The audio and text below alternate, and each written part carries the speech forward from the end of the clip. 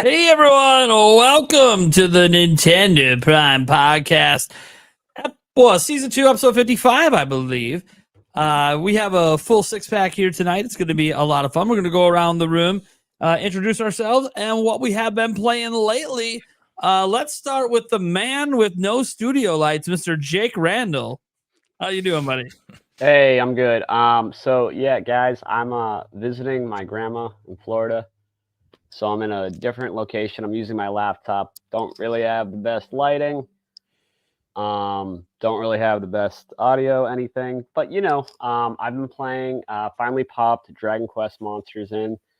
Been playing a bit of that. And I played this other random game I got off the eShop the other day. I don't know if you ever played those Kairosoft games. They're like really fun on your phone. They're like game dev story. It's like a guilty pleasure, but they had one that was like a cafe thing, like a cafe story, and I bought that on Switch because it was it was on the discounted games on the eShop. I'm like, I remember playing these and liking them. Horrible game to play on Switch. It's meant for your phone. Don't play it on Switch. But Dragon Quest Monsters is dope. Yeah, I like monsters. By the way, Dragon Quest Monsters has officially sold 1 million copies on Nintendo Switch. So there you go. That was announced today. The second one? Yeah. Okay. Yeah. The one that just recently released, right? Yeah. That's not Yeah. bad. Yeah. Really amazing sales. By recent, Well, that's the first 2 years one ago? that's released on Switch. Thunder Steve 85. Welcome. First time appearance. Small time YouTuber. Yes. How you doing, buddy? What do you got going on? First off, introduce yourself. Who the hell are you? Yeah, so my name is Steve, as you might have guessed. I have been gaming my whole life, guys. So I'll tell you guys a little bit about myself. I first started playing video games in the late 80s. It was with the regular Nintendo, of course, back in 1988. I pretty much had a controller in my hand ever since then. Absolutely love video games. I think I own every console. But like many of us 80s kids, my heart will always belong to Nintendo, which is why I was very excited to jump on this show today. A few fun gaming facts for you guys. Back in 1993, that is, I won the 18 and under Blockbuster Video NBA Jam tournament. So I got free video game rentals for a full year, which was pretty cool. And then I just played in the Retro World Series and won the NBA Jam tournament there too. Outside of that, guys have been camping out for video game systems ever since the GameCube. Every Nintendo system I've camped out for. But something tells me it's probably not going to happen with the Switch too. Just don't really see that happening with the world today. I don't know what you guys think. Probably not going to happen. Somebody's got to do a midnight launch out there, and you'll have to drive to keep the streak alive. Yeah, you know what? It's like I can pre-order it, no problem, but there's just something fun, man, about camping out for the systems and just talking video games all night. It's a good time. So I just realized you're the 2-time NBA Jam champ. So you're kind of like Dr. Disrespect. I'm the 2-time. The 2-time. Yeah. I probably don't talk about it as much, but yes. Yeah, definitely not as much as him. Back-to-back Blockbuster champion. Anyways, what have you been playing lately? So lately, let's see. I just played and completed Dragon Quest Monsters: The Dark Prince. Reviewed that. Then I played Alwa's Awakening recently. That was a game from like deep in my backlog. And then just a few days ago, I completed and got the platinum for Crisis Core Reunion. And just posted my review today. And I wanted to make a point to play that game because I personally needed to know if that game needs to be played before playing Rebirth, because I'm very excited for that. Obviously, growing up playing Final Fantasy VII on PS1, super excited, of course, for the new one. So the verdict is, yes, I think you do need to play that game. I think the story definitely ties in. It's going to tie into Rebirth. Of course, we don't know yet because the game's not out. But if you've played it, if any of you guys have played it, you know that it's going to somehow tie into that. So that's what I've been playing. And then tomorrow, picking up Prince of Persia at Best Buy. Gotta go drive down there and get my physical copy. Be reviewing that next. Nice. Yeah. I like it. I love Awesome. a good physical release. Always. If Especially when if it comes out Ubisoft's trying to get physical, rid of I'm them. buying it. Exactly. Hey, you be hard when you get that. Oh, here we physical. go. Here we Now, go. Jake, you're Oh, at your Jake, grandmother's house. You should Yeah, come definitely on be now. keeping it Where do you think I clean. get Come it on. from? I can see. All right. And just to keep that going, we already have compliments coming in from the chat. $2 about how hot Jake is in any light. So just saying. I know. I said thank you in the chat. Thank you, Yeah. Fox. Yeah, Fox is always willing to do that. Every Fox stream. and Ivy. Every stream, there's going to be a compliment to Jake from Fox. All right. She's the best. It is what it is. We all got our simps. Eric, how you doing, buddy? What have you Good. been playing lately? Tears of the Kingdom. Hell yeah. Shrine questing right now. So Don't be ashamed. no, I'm Yeah, not- dude, you can play that game for years. There's I no know. shame in this. Yeah. The game's awesome.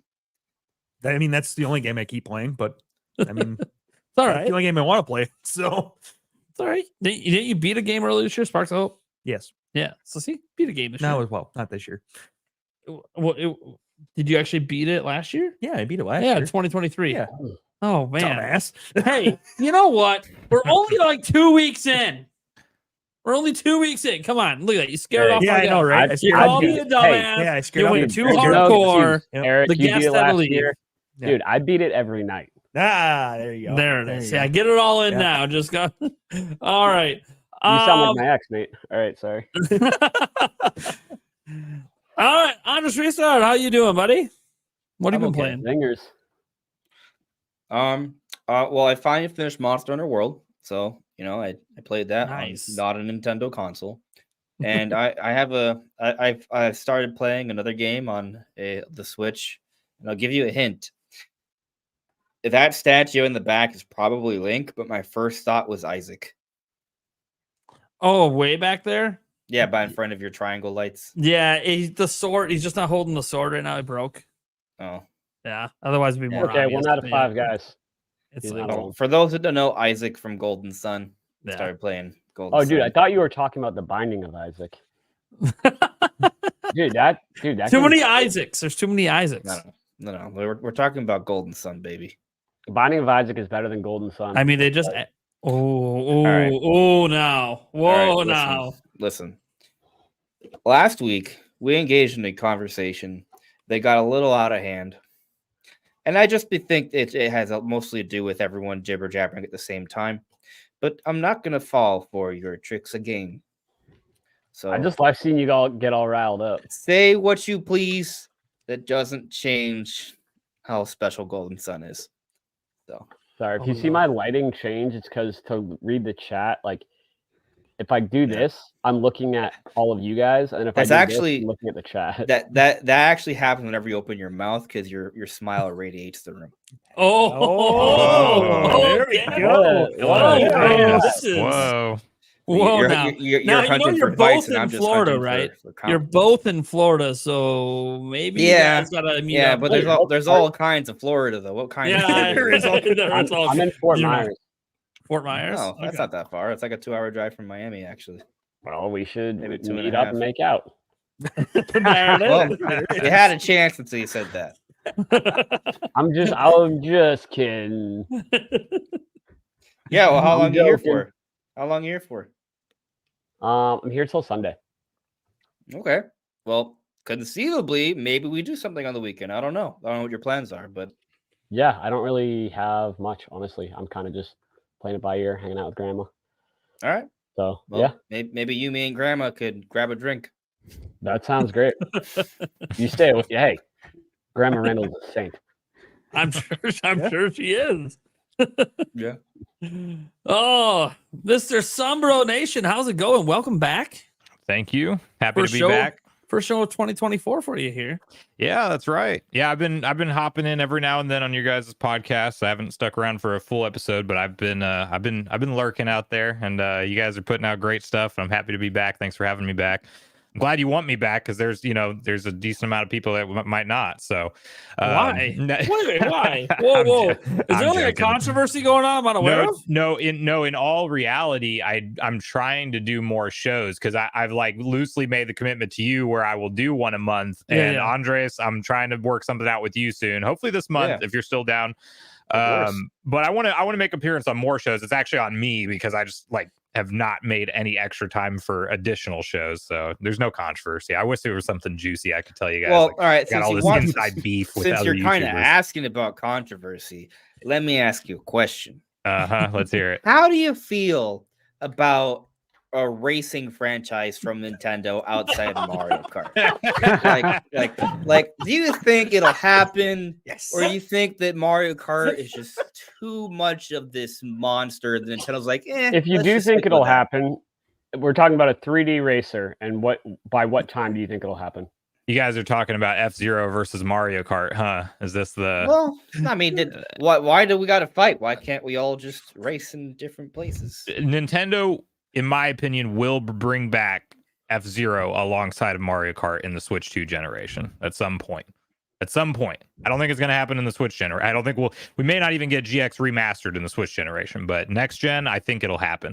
And I don't think that they view it as a threat because it's such a small sample size. It's going to be like, even if they push it with all the marketing, best case scenario might sell 3 million, 5 million if they're super lucky. Bro, if F-Zero sells 3 million, that would be insane. Right. Like, I think not every Nintendo franchise has to sell 30 million copies. Yeah, and you know that whatever's the next Mario Kart is going to probably do another 40 or 50 million easy in the life cycle. Maybe more. Maybe get a Mario Kart movie out there, I have a feeling we might be talking about whether or not the Switch 2 could be a mess up somehow.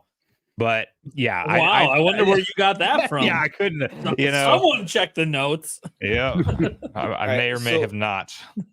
So this idea came to me because I did a show with I got to be on the pipeline earlier this week at Game Explain, right? And so I did a show with Jake from Game Explain, and an idea came to mind because he wanted like a kind of like a game that would be in between like the launch window and the holiday, and like maybe like a racing title or something like that.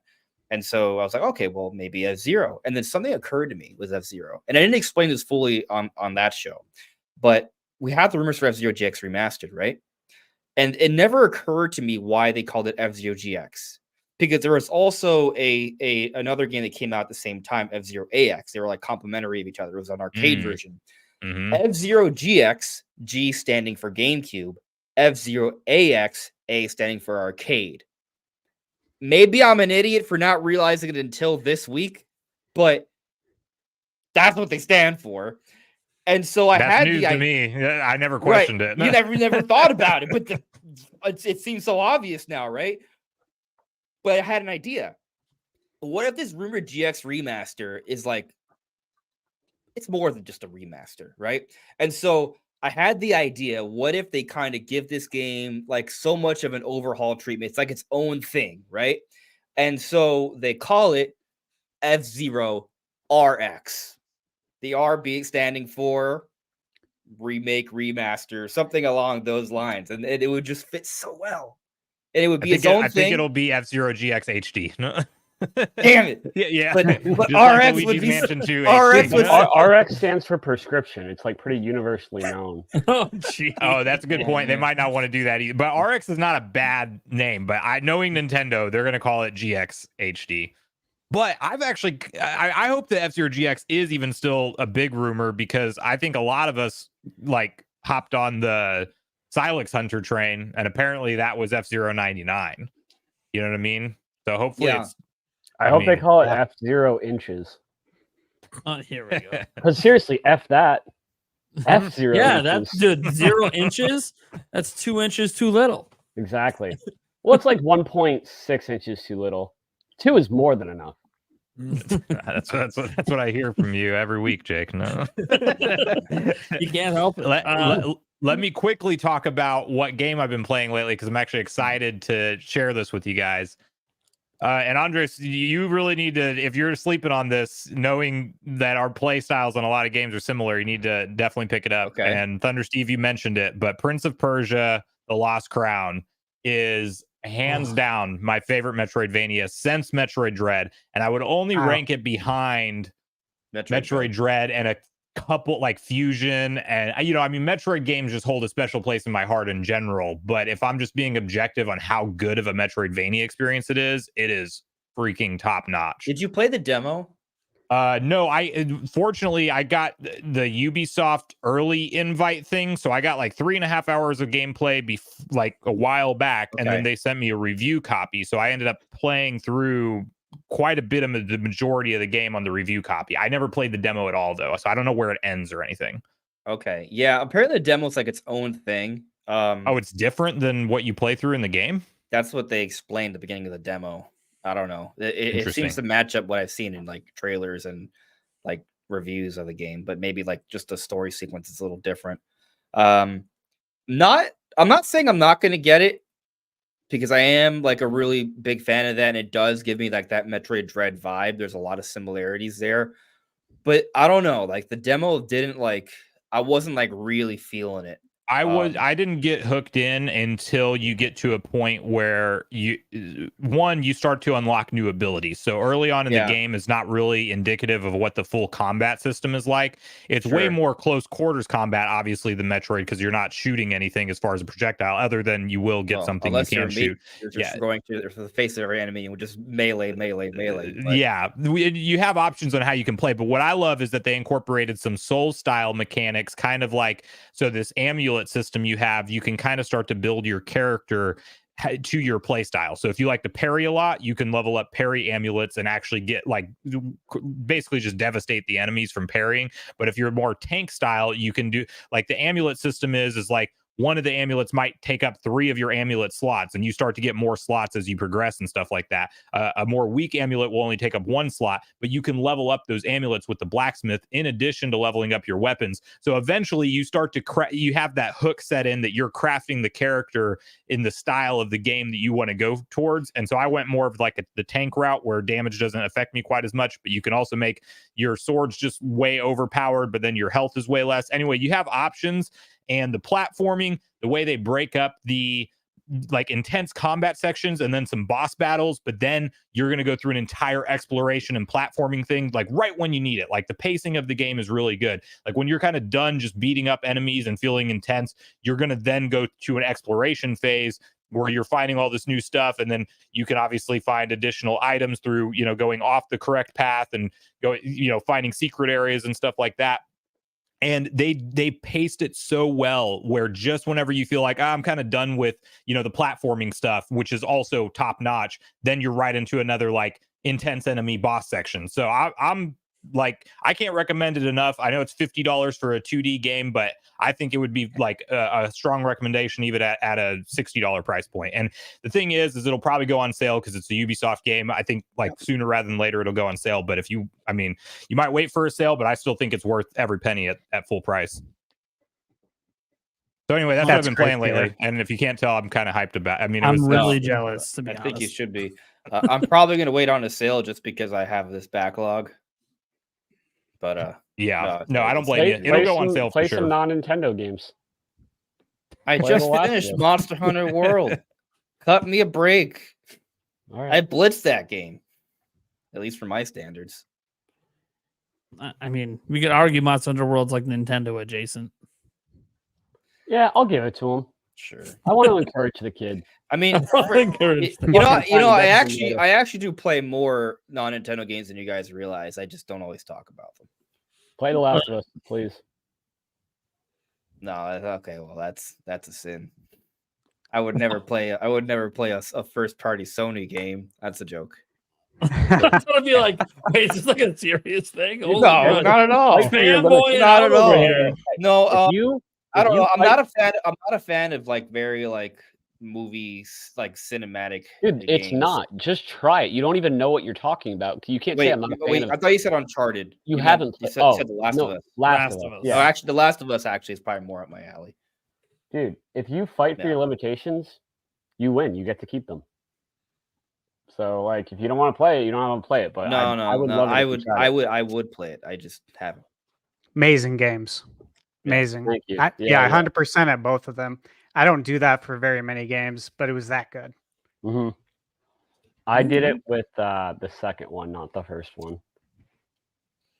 I Dude, did the play second 7. one I was- did play Final Fantasy 7 Remake when it came out.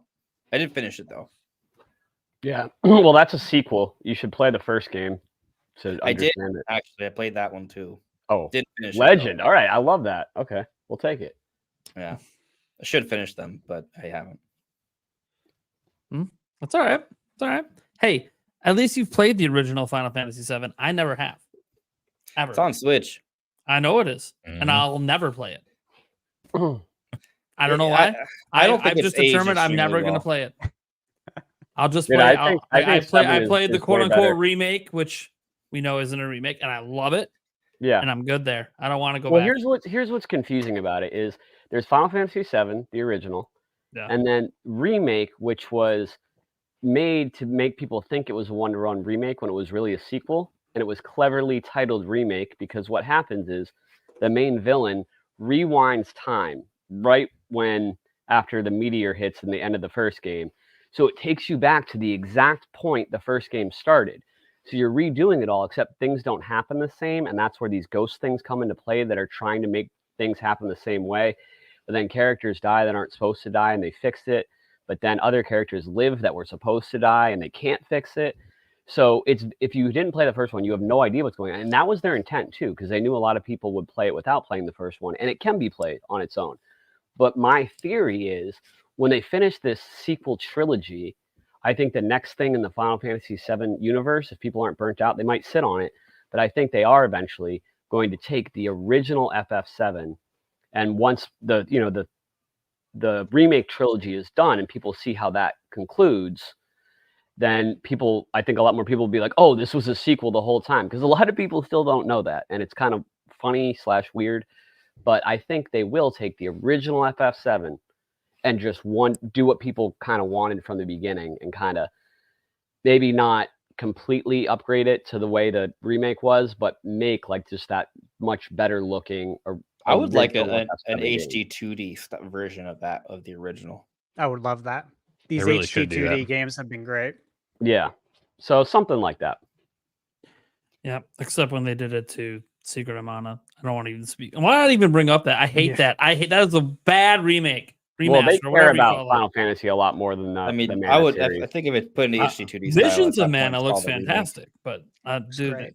they bastardized Secret of Mana, and the thing is, they did it right with Trials of Mana. So I don't know why they bastardized Secret of Mana. That's just dumb. Anyways, sorry, I'm all on the Mana series kick. Mhm. Yes, I played Secret of Mana in the last week. That's what I've been playing. I know I don't replay games, so why the hell am I replaying a game that I've already 100%ed a long Hypocrite. time ago? Because the SNES Classic got hooked up, and my kids kept going by it, and I kept seeing the logo, and it kept calling to me. And then I sat down, and next thing I know, it was 7 hours later. So, and I was sick all weekend, so it was all right. I could awesome. sit down for 7 hours while I'm sick and play some Secret of Mana. And dude, the game's just as good as I remember. It's amazing. I love it. I'm not going to beat it in that save file, and that is fine. I probably will pick it up again. Like, I don't really have an itch to go back and keep playing it. I just was sick. So, sick. I felt nostalgic, and I'm like, hey, this is literally my third favorite game of all time. So this is pretty cool. That's what I spend a lot of it. So I look at all these other games I should be playing, should be beating, should have caught up on, and I'm like, nah, Old Faithful. I don't feel good. It's Old Faithful time. Can I ask a question for the panel?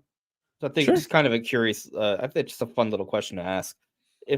What's one game that you haven't finished that you wish you could go back and finish? Like one game. Because I'm sure we've all had a game or two. They were like, "Oh, I should have finished that one." I can start if you want me. I rented Goof Troop on the SNES when I was a kid, and I got like literally to the final boss, and I never went back and completed the game, and it still deeply hurts me on an emotional level. Yep. Wow. That game's probably never Actually, getting re-released ever. No, never. But I it's funny. I think I can't remember. No, that's what also happened. It's one of the few games that I just haven't stumbled across locally, and I haven't gone online to order it, so I don't own it either. So yeah, Goof Troop. I never beat it. Damn. Fair. Let me think for a moment. Yeah, right. I guess I'll tell you mine. It's Earthbound. I've never beaten Earthbound, and Mhm. it's such a good game. Like I love the heck out of it. The problem is, when I played it, it was on the Wii U Virtual Console, but it wasn't on my Wii U. I was staying at a friend's house for a couple weeks. They had it on their Wii U, so I was like, I bet I'll play Earthbound. And I got pretty far in. I got to like the third or fourth area. I was enough to be really invested, right? Mhm. And well, I was only there for a few weeks, and it was on their console. So, I would hang out with them, but I never would play Earthbound when I would go hang out with them. So, It's on yeah. Switch online now, right? Well, Is it? yeah. So, Okay. But yeah, you don't want to I have to think replay so. all that. It's awkward. Right. Yeah. That's that. There's that hurdle of why you already did all this stuff. I don't want to have to do it again. But Yeah. it's been years at this point. So eventually, I'm going to get the itch and go in, or Nintendo is going to Sounds like announce you're a talking remake. about getting an STD. I'm gonna get the itch. Jeez. Go in. Right, because Sorry. that's usually what the itch refers to. In his You would world, it know. does. In his world, it does. apparently. Maybe. I don't want to make any assumptions, so. I mean, okay, that's what he jumped to. So it's not even an Don't worry, assumption. we can use protection, Andres. All right. I don't think we're Um, hanging out this weekend. For me, it's Turtles in Time. Ah, Man, nice. I got so deep into that, and I don't know why I just never finished it. I'm really upset that I have it. It's one of the greatest beat 'em up games of all time, in my opinion. I don't know why I never finished it off. I was gonna say Xenoblade Chronicles 3, then I realized I'm still playing that once in a while. I'll eventually get through it, and that's too recent. So since that's still sort of in my play log, I'm not gonna count that because I'll probably get through it. I'm having a hard time thinking of one, to be honest. Because you just beat every game with that, He Just enjoy platinums it, everything. If Nintendo had achievements, it'd be perfect on every game he's ever touched. How about this? That's not true. That's not what I'm saying. What I'm saying is that like any game that I haven't beaten, I don't necessarily like have a big regret on it. Right. Do you Like, I regret feel like not I've opening your gotten to most PlayStation of Portal the- I yet? can't- I'm sure there are some examples, but I can't think of any games that were like I didn't get to that I'm like, oh man, I wish I would have got to. I know there are some. I'm just having a hard time thinking of one. That's what I'm saying. Well, Jake, that's why I said, do you regret not opening your PlayStation Portal yet? Yes. But that's like I'm still playing games. But you know that you traveled to Florida. You're missing golden opportunities on the road for your video. Golden opportunities being missed. Bathrooms that wouldn't exist back home. So does it turn true. on? Can it turn on the PS5 remotely? Like as long as it's plugged into a power source? Yeah. But if I got someone, one. if let's say the power goes out or someone unplugs your PS5, you're done. Unless you can have someone go into your house for you and turn it back on. Yeah. But if you have a power outage, I think it ends it. Yeah. I could get one of my hoes to do it. He just got his little black book. Don't worry about it. Can't you gotta power be- on Can't you power on a PS5 anyway with remote play, or is that like a feature that's exclusive to the Portal? Because I don't know. I'm not like I'm thinking that you can, but I could be wrong about that. That I don't know. It's got to be in rest mode. Yeah, that's what I Rest mean. mode. If it's in Yeah, rest as long mode, as it's in yeah, rest, standby, whatever, you can power it on. nice. Sweet.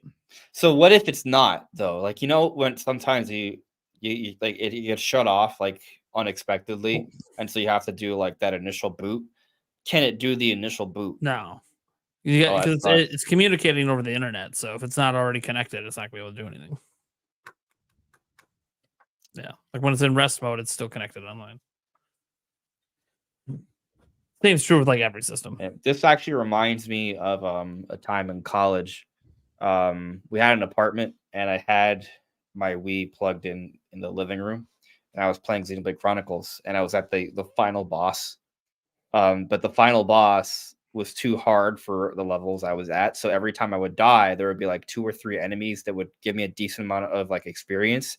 I would kill them, maybe gain a level, fight the boss, then get my ass kicked. But I did this for hours. And so I gained several levels. But because it's the final boss, it's already past the point of saving.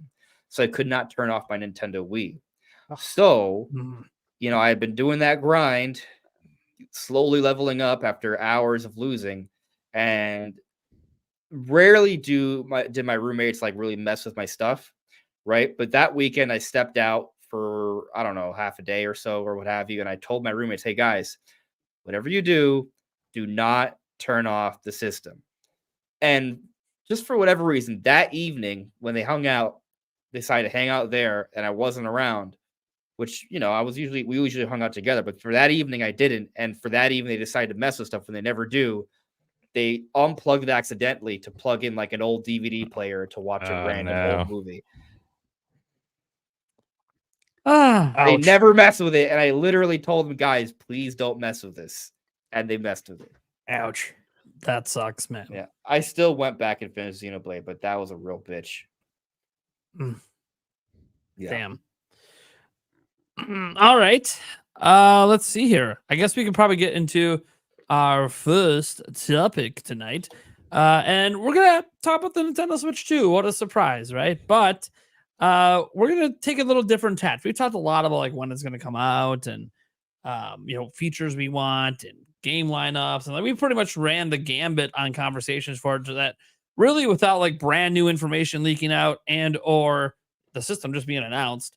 We don't really have a lot more to talk about. But the one thing we don't talk about hardly ever is how can it go wrong? What would have to happen for a Nintendo Switch 2 to basically become a flop? Now they don't call it the Switch 2. That would be one thing probably. Yeah. But I don't know. Like, and can it even flop? Is it even possible? Well, I actually think that's a good point. I think it's very hard. It's going to be hard for it to flop. Like even if they do something stupid, like there's a weak launch lineup, or they don't call it the Switch 2, and some of the market thinks that because it's called a Switch Advance or Switch whatever, they don't think it's an actual sequel system. I think that it's going to get so much press. Like we already have news outlets reporting on the next Nintendo system coming out this year. Like I don't think it's that big a deal if they mess up the name. I think it's not like they're too big to fail. It's possible, but I think it'll be really hard for them to fuck it up. And I think that while they have fucked stuff up before, they are, one of the best companies in the business. There's a reason why they've lasted this long, and I think they're going to do a good job with it. Obviously, we all want the best case scenario to happen, and I think we'll get a really good launch. Like I don't think they can mess it up. That's my answer. I'm out. Poor Eric. You don't think so? You don't think it's possible? No, I didn't say that. I said it's definitely. I literally said, Andres. No, I'm just trying to get clarification. Huh? I literally said they are not too big to fail, but it would be kind of hard. They would have to actively like really screw things up, but it's possible for sure. So I got one thing I want to say, I do think that they could mess it up pretty bad compared to what it could be. Will it be a failure Wii U level? I agree. No, but could they mess it up like to where it doesn't sell 100 million units? Absolutely. Sure. And one of the ways I think they could do it, and I hope that they don't, but it does tie into the colored buttons theory, everything that we've seen. Is if they did something like African American buttons. It does come into the Nintendo. If they did something as stupid as new Nintendo Switch and they tried to keep it in the same family of consoles. So legitimately, at the end of the lineup, we see the new Nintendo Switch at the trailer, and it falls down in the Switch thing at the end, and there's the OLED, there's the base, and there's the light. And maybe there's not even a price cut for any of them, and it just looks like that new incremental upgrade. And Nintendo's like, we're going to support really both of these systems, but the new one runs things a little bit better at a better resolution. And then that's all they're doing. I think if they don't make it a clear distinction that this is a true next-gen console, it's a reason to upgrade if you're already a Switch owner, and they call it new Nintendo Switch, and they don't do a good job of marketing the fact that it's a true successor, it will not have the same kind of 100+ million performance. That's the biggest way I think they could mess it up in marketing. Look, I think there's an obvious way they can mess it up. System's not announced. We don't know what the hell this is. They could drop a $700 home console. Like, just to be fair, like, by the way, we all understand, like, this is a hypothetical, not so much a really gonna happen thing. Obviously, all the reports, but it's just one of those. Look, it is hard to fail because Nintendo's putting all their best game efforts into one system, and that's why we buy systems, is for the games. So it's hard to imagine a system that has literally all of Nintendo's best games not being able to sell a decent number. Like, that just doesn't even make sense. So the demand for Nintendo's games is insane. And, in the past, when they've had systems fail, there was always another system still doing well. So I kind of think it is really, really hard, but it would have to be like a situation where confusing branding, turning around and abandoning their handheld market in Japan entirely, going with just a home console, making it stupidly expensive because they decide, hey, everyone talks about power. We want to be the power kings because, Nintendo's not that dumb, but also, hey, these are hypothetical situations that could cause a critical failure. And would make maybe Nintendo want to bail in a couple of years after a bad choice. So, like, if we want to stick more to, like, how could they make the handheld supposed hybrid thing fail? It is hard, but I think there are, some things. A big thing would be, like, could they survive a red ring of death situation where, say, like 50% of the units in year one just die and they lose consumer trust? Like, that would be that would probably be something very hard to overcome if there's a fatal hardware flaw or something like that. That's what I'm throwing out there. I don't know. What do you guys got? All right, I'll go. So first, Jake, I meant to say plausible, not possible. That was my error. Because because like I think it is possible the Switch 2 can fail, but it is not plausible, right? Yeah, so, like, no, I agree. That's yeah. So, like, and so just so you understand the difference, right? Like, like, for example, I could walk out my house and die from a meteorite. Like, that's possible, but is that plausible? No, that's like an infinitesimally small chance, right? So, and that's kind of like what I think the chances are of Switch 2 failing. It's infinitesimally small. It's so small of a chance because so many extraordinary things would have to occur for this to happen. For example, Nate, you brought up like a red ring of death situation. I think that scenario is already fairly unlikely. Why? Because Nintendo's in a position right now where they've been kind of sitting on their games. They're highly ready. They're highly prepared. They're not rushing to the market. The Switch is going to become the longest running like primary platform of Nintendo in history, accounting for the NES, which was before they had a norm. And so that should be that's supposed to be the exception, and they're going to pass that. And so the point is that Nintendo's going to come out with Switch 2 because they're ready, not because they're in a rush. They're in no rush. They're doing fine. And so red ring of death situation is more like what can happen if they rush to the market, don't test things and all of that. So that's just one example. Another thing is that because Nintendo we're focusing a singular platform right now, you have all the Nintendo fans going to one place, right? Like, even when the Wii U happened, there's still a 3DS that sold like almost 80 million systems. And the 3DS actually was off to a really rocky start too. And so like maybe the 3DS is kind of like the low ball, right? Like 80 million might be the low ball for Nintendo. And I might even argue that that's still like too low because the Nintendo today is even bigger, right? When you put out things like the Mario movie, for example, the Zelda movie coming, like they've expanded their base, right? They've obtained a lot of new fans with the Switch. So I'm not even sure, like maybe 90 million is like their failure point, right? Like if they fail, maybe like somebody you brought up, like maybe they don't hit 100, right? Like I think that's maybe what they're at risk of, but actual failure is not plausible. And so, but what could happen that I could be maybe somewhat afraid of? The Switch 2 branding, that is going to be interesting. How they go about doing that. I think that is, potentially one way that if the messaging is not really good, that could impact things. And I also do kind of wonder um how much people are going to want to upgrade when there isn't like some sort of massive unique difference outside of power. Like Sony does it. Sony has this long history of just transitioning over. Is Nintendo going to have the same advantage? I would like to think the answer is yes, because of the formula they've established with Switch, because it feels like a very pure formula, right? It's not based off like lightning in a bottle. Everyone's playing Switch because it's just an ideal scenario for many gamers. So I would hope that similar to Sony, they can just have an iterative approach and they'll have similar success, but we don't know for sure. And so that's a question mark.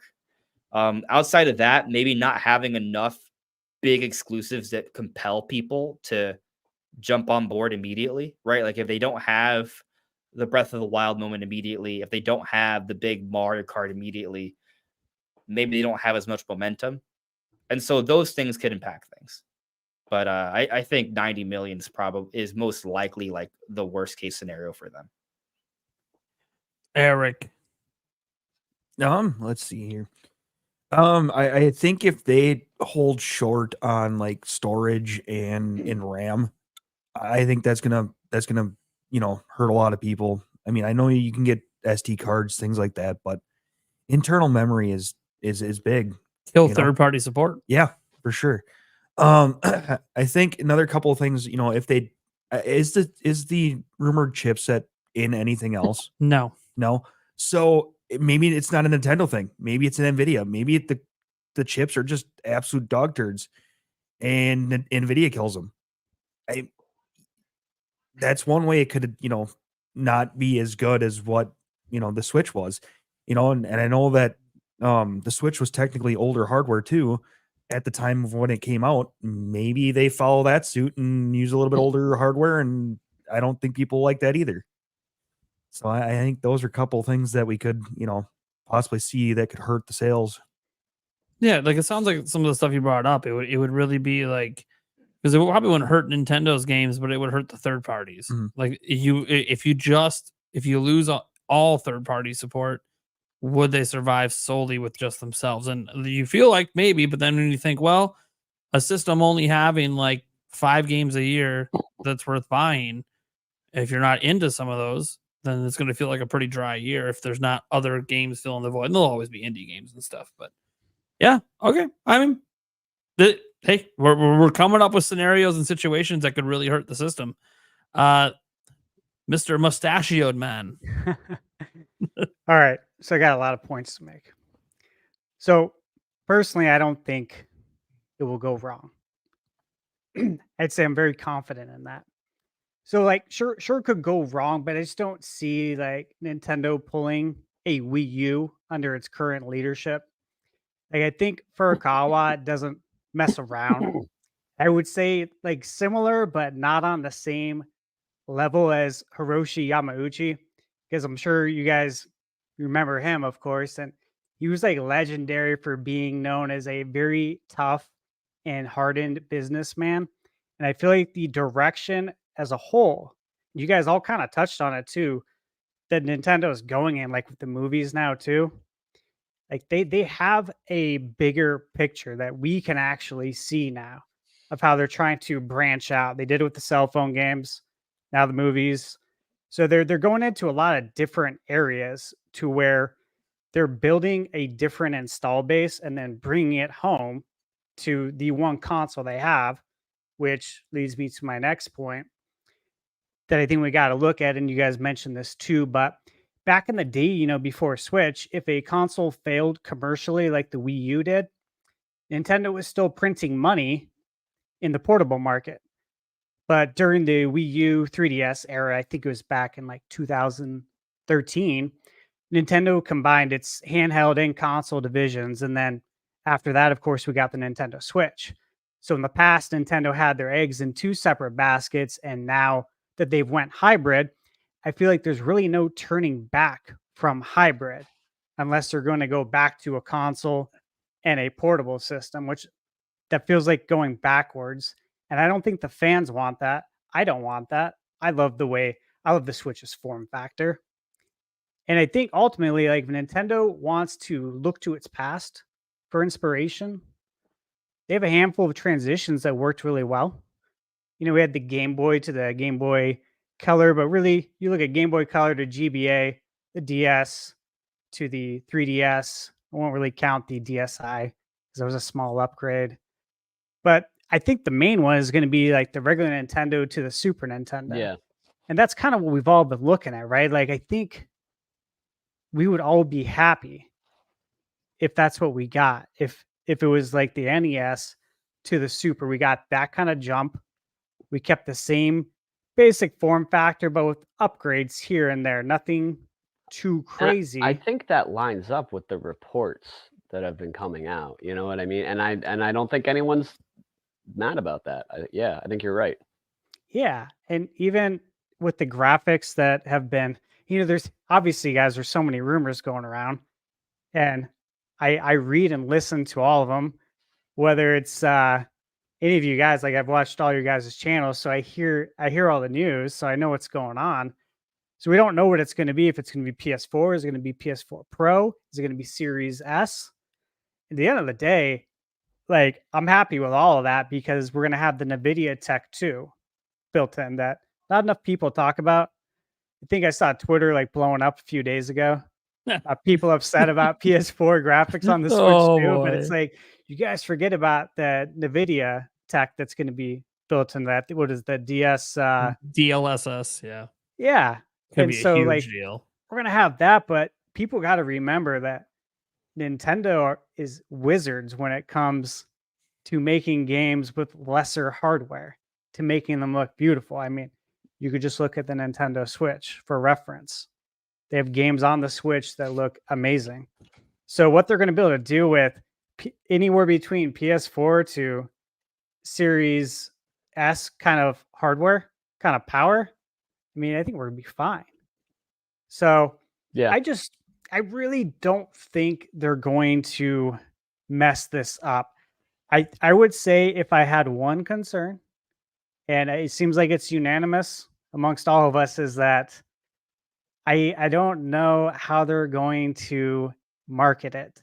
How is the messaging going to be? Because it was painful to hear the Wii and Wii U. I mean, even back in the day, I had so many friends, people I know asking me, should I get a Wii U? It's just a Wii, right? It's not really, it's just like a small upgrade, isn't it? I'm like, no, dude, it's like a whole new console. Yeah. So I remember that. I'm like, oh my God, Nintendo. The other side to that is, like, because they went to the Wii U thing, a lot of people are like, okay, they would never do that again. But maybe they would call it Switch Advance or Super Switch or whatever. But because they know how that Wii U went, they would market it in a way that was much more clear, even though it is like the similar kind of name. The next generation console. Nintendo doesn't do what you successor. expect. Yeah, I don't know. Yeah. Switch But you. It's a Switch for you. Yeah, here's the Don't say thing it. is, like, I think you got to keep the name Switch in it because that is a brand in itself now. Mhm. But also, I don't know, maybe Nintendo just calls it a completely different name. And it doesn't have Switch in it. And we're all like, what the fuck? And it Barney. does really good. I don't Just know. call it Barney. Yeah. I do actually think that this is the most likely time. If there was ever a time that we will see, even more so than the Wii to the Wii U, if it is the most likely time that we will see Nintendo retain a name and take it forward. I think if there was ever a time where it makes handhelds all right. the time. Well, DS to 3DS is a perfect example. So Game Boy, Game Boy Color, Game Boy Advance. And even if they want to do Super Nintendo Switch, which is my preferred name, if they just do something that is a clear difference and they don't just, this is also during all the conversation. Another way they could potentially screw it up a little bit is that idea of that they don't separate it from the current generation well enough. But also, and this is controversial, but I would say if they continue support for their first party games on the current family of Switch systems longer than they should, kind of communicating to the consumer, yeah, you can get this thing whenever you want, but you can still play these games in the same, lower resolution and everything that works on the Switch. I don't think Nintendo will do that. I think more so than Sony or any other company, Nintendo's like very forward about pushing you to the next generation. We maybe get 1 or 2 first party cross-gen launch games, and that's probably what happens this time. Maybe a few more than that because of the install base of the Switch and the hardcore user base. But I don't think they stick around for long on the Switch. But if they did, and for like the first 2 or 3 years, you can still just pick up the same games on the current family of systems, that might severely delay their sales, if not just shoot themselves in the foot for getting people to actually go buy the new $400 system, assuming that it launches at that. Because like Sony and Microsoft have done that, and I kind of feel like that's been to their detriment almost. Like Correct. And PS5, people who bought the PS5, I mean, a little bit myself included, that's why Jim Ryan got so much heat, because he was like, it's only possible with the power of the PS5, and Sony believes in generations. And then they sit there and they put all of their first party games, for the most part, outside of a couple, on both systems for like 2.5 years. And you're like, you were completely lying when you said that you had to do the PS5 to play these new games. So I think Nintendo, because it's been so long, it's the longest from it can, even outlasting the NES, the technology has just advanced so much that even if they go lower spec than what we're expecting, and with the tricks that people aren't thinking of when they see PS4 power, but they're not thinking of DLSS and all of the new AI type of stuff that's coming into gaming right now. And Nintendo's partnered with NVIDIA, who, what are they doing? They're like leading the charge on AI graphics. This is going to be a noticeable upgrade and difference. And considering that Sony and Microsoft aren't doing the thing where they're copying Nintendo like they did with motion controls, trying to get into that market, they don't have a native handheld. They might have remote play options, but everybody knows what remote play is like compared to having a native portable console. So Nintendo still has a unique grip on this hybrid gamer until there's true competition. Not talking about the Steam Decks and all of the different, like enthusiast PC gamers that will pick up stuff like that. They legitimately, I think they have, like, it's going to be so hard for them to mess this up, because if they bring in enough power that all of your PS4 Pro / PS5 and a Series S games, that are coming out right now can, in theory, run on this without it being like a total train wreck. You have now a native way to play those games on the go, and people want that right now. So if they don't screw it up with naming, branding, and messaging, I don't know how it doesn't sell 100 million. But there is a world where if they hung on to their, they really try to include it in the same Switch family, and they kept releasing all their same games on both consoles, I could see it not being near as successful as the Switch originally was. And this is, I guess, a question for the panel is, do you guys feel like the novelty of portable or hybrid gaming, I guess you should say, has worn off at all on the general consumer? Because obviously it has been around for a while, and now we are seeing all these PC handhelds and Steam Decks and things like that. I mean, I think that's just everyone else trying to take advantage of this Switch craze, which I don't think is a craze. I think it's just convenient, right? The Switch just has the most flexible form factor, right? You have dock mode, you have portable mode, but you also have tabletop mode. I don't think that should be slept on. That is convenient. I use tabletop mode sometimes. Like, let's say you're at the airport, you're sitting next to your friend, a partner or a brother or what have you.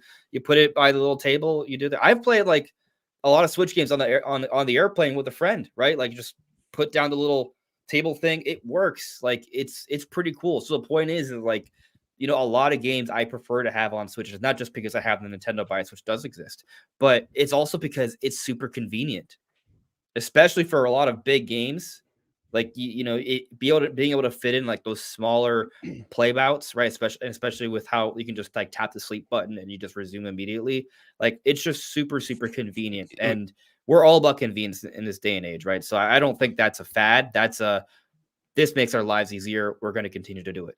I was thinking, we were talking about like worrying about if the PS5 was in sleep mode or not, or if it was totally powered off. Like, I don't know. I can't count the amount of times, like, I barely ever totally turned off my Switch other than just to do a restart. You know what I mean? Like it's 1,000% always in It's sleep not mode. even designed that way, right? Like I think you have to Yeah. go through some stuff. You have to some press groups and just hold the turn it power off. button in Yeah. order for the little menu to come up to actually let you restart it or power it off. I mean, you have to go out of your Yeah. way to do it. So you'd have to want Exactly. to shut it off.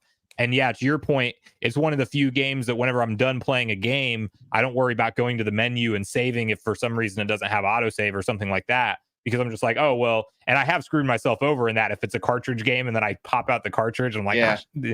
you know, so that can backfire. But in general, I just expect that I'm going to come back to the Switch, even if it's just sitting on the table there, and it's going to be exactly how I left it. Like just the fact that it's battery powered is a huge advantage. For real, would because say- yeah, like if there is a power outage, for example, your game's still running.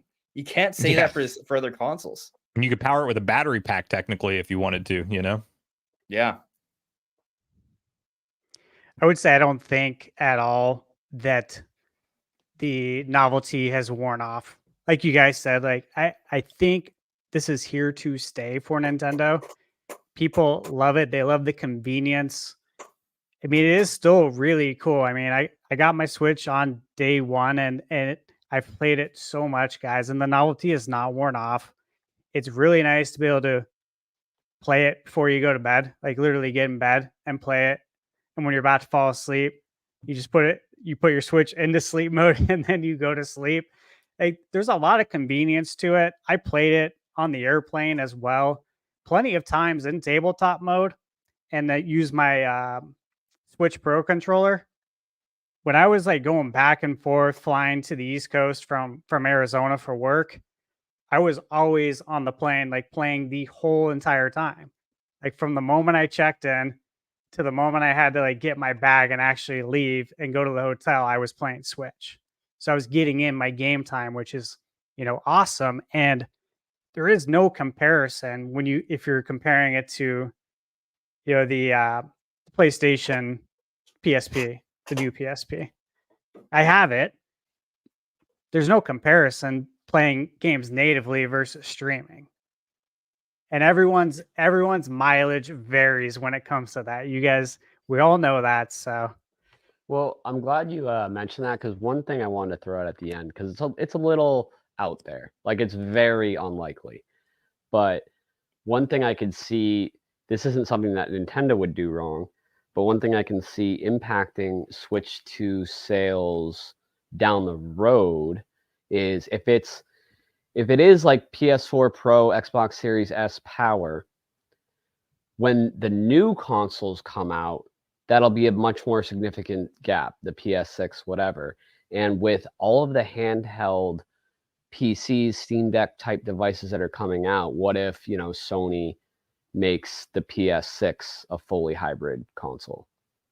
And like that would not, Nintendo Switch 2 would still probably clear 100 plus million, but maybe not do as well as it could have is I guess what I'm trying to say. And again, I don't think that's likely, but let's just in this fantasy land where Sony does this. Well, if they did that though, in order to get it to be a hybrid and for it to be considered a PS6, they would have to find a way to make a portable PS5 be affordable. Right, but even 5 years from now, that seems like a stretch, well, right? technology can advance a lot. Like it could be a lot more doable by that point. And again, but but the thing is though, even if it is that making level, a lot of assumptions, yeah. Right, but like even if they got to a portable PS5 level at $400 5 years from now, that's it's PS5 level. PS5 level is fine, right? We're talking about like what? Well, I mean, what would be like a healthy jump for a PS6? Like, well, that's the 5, thing 6 is like times more it might not powerful? be that big of a jump. The jumps are less and less. But if it's smaller, then that wouldn't be enough to outclass the Switch 2 necessarily to the point where there wouldn't be any more support.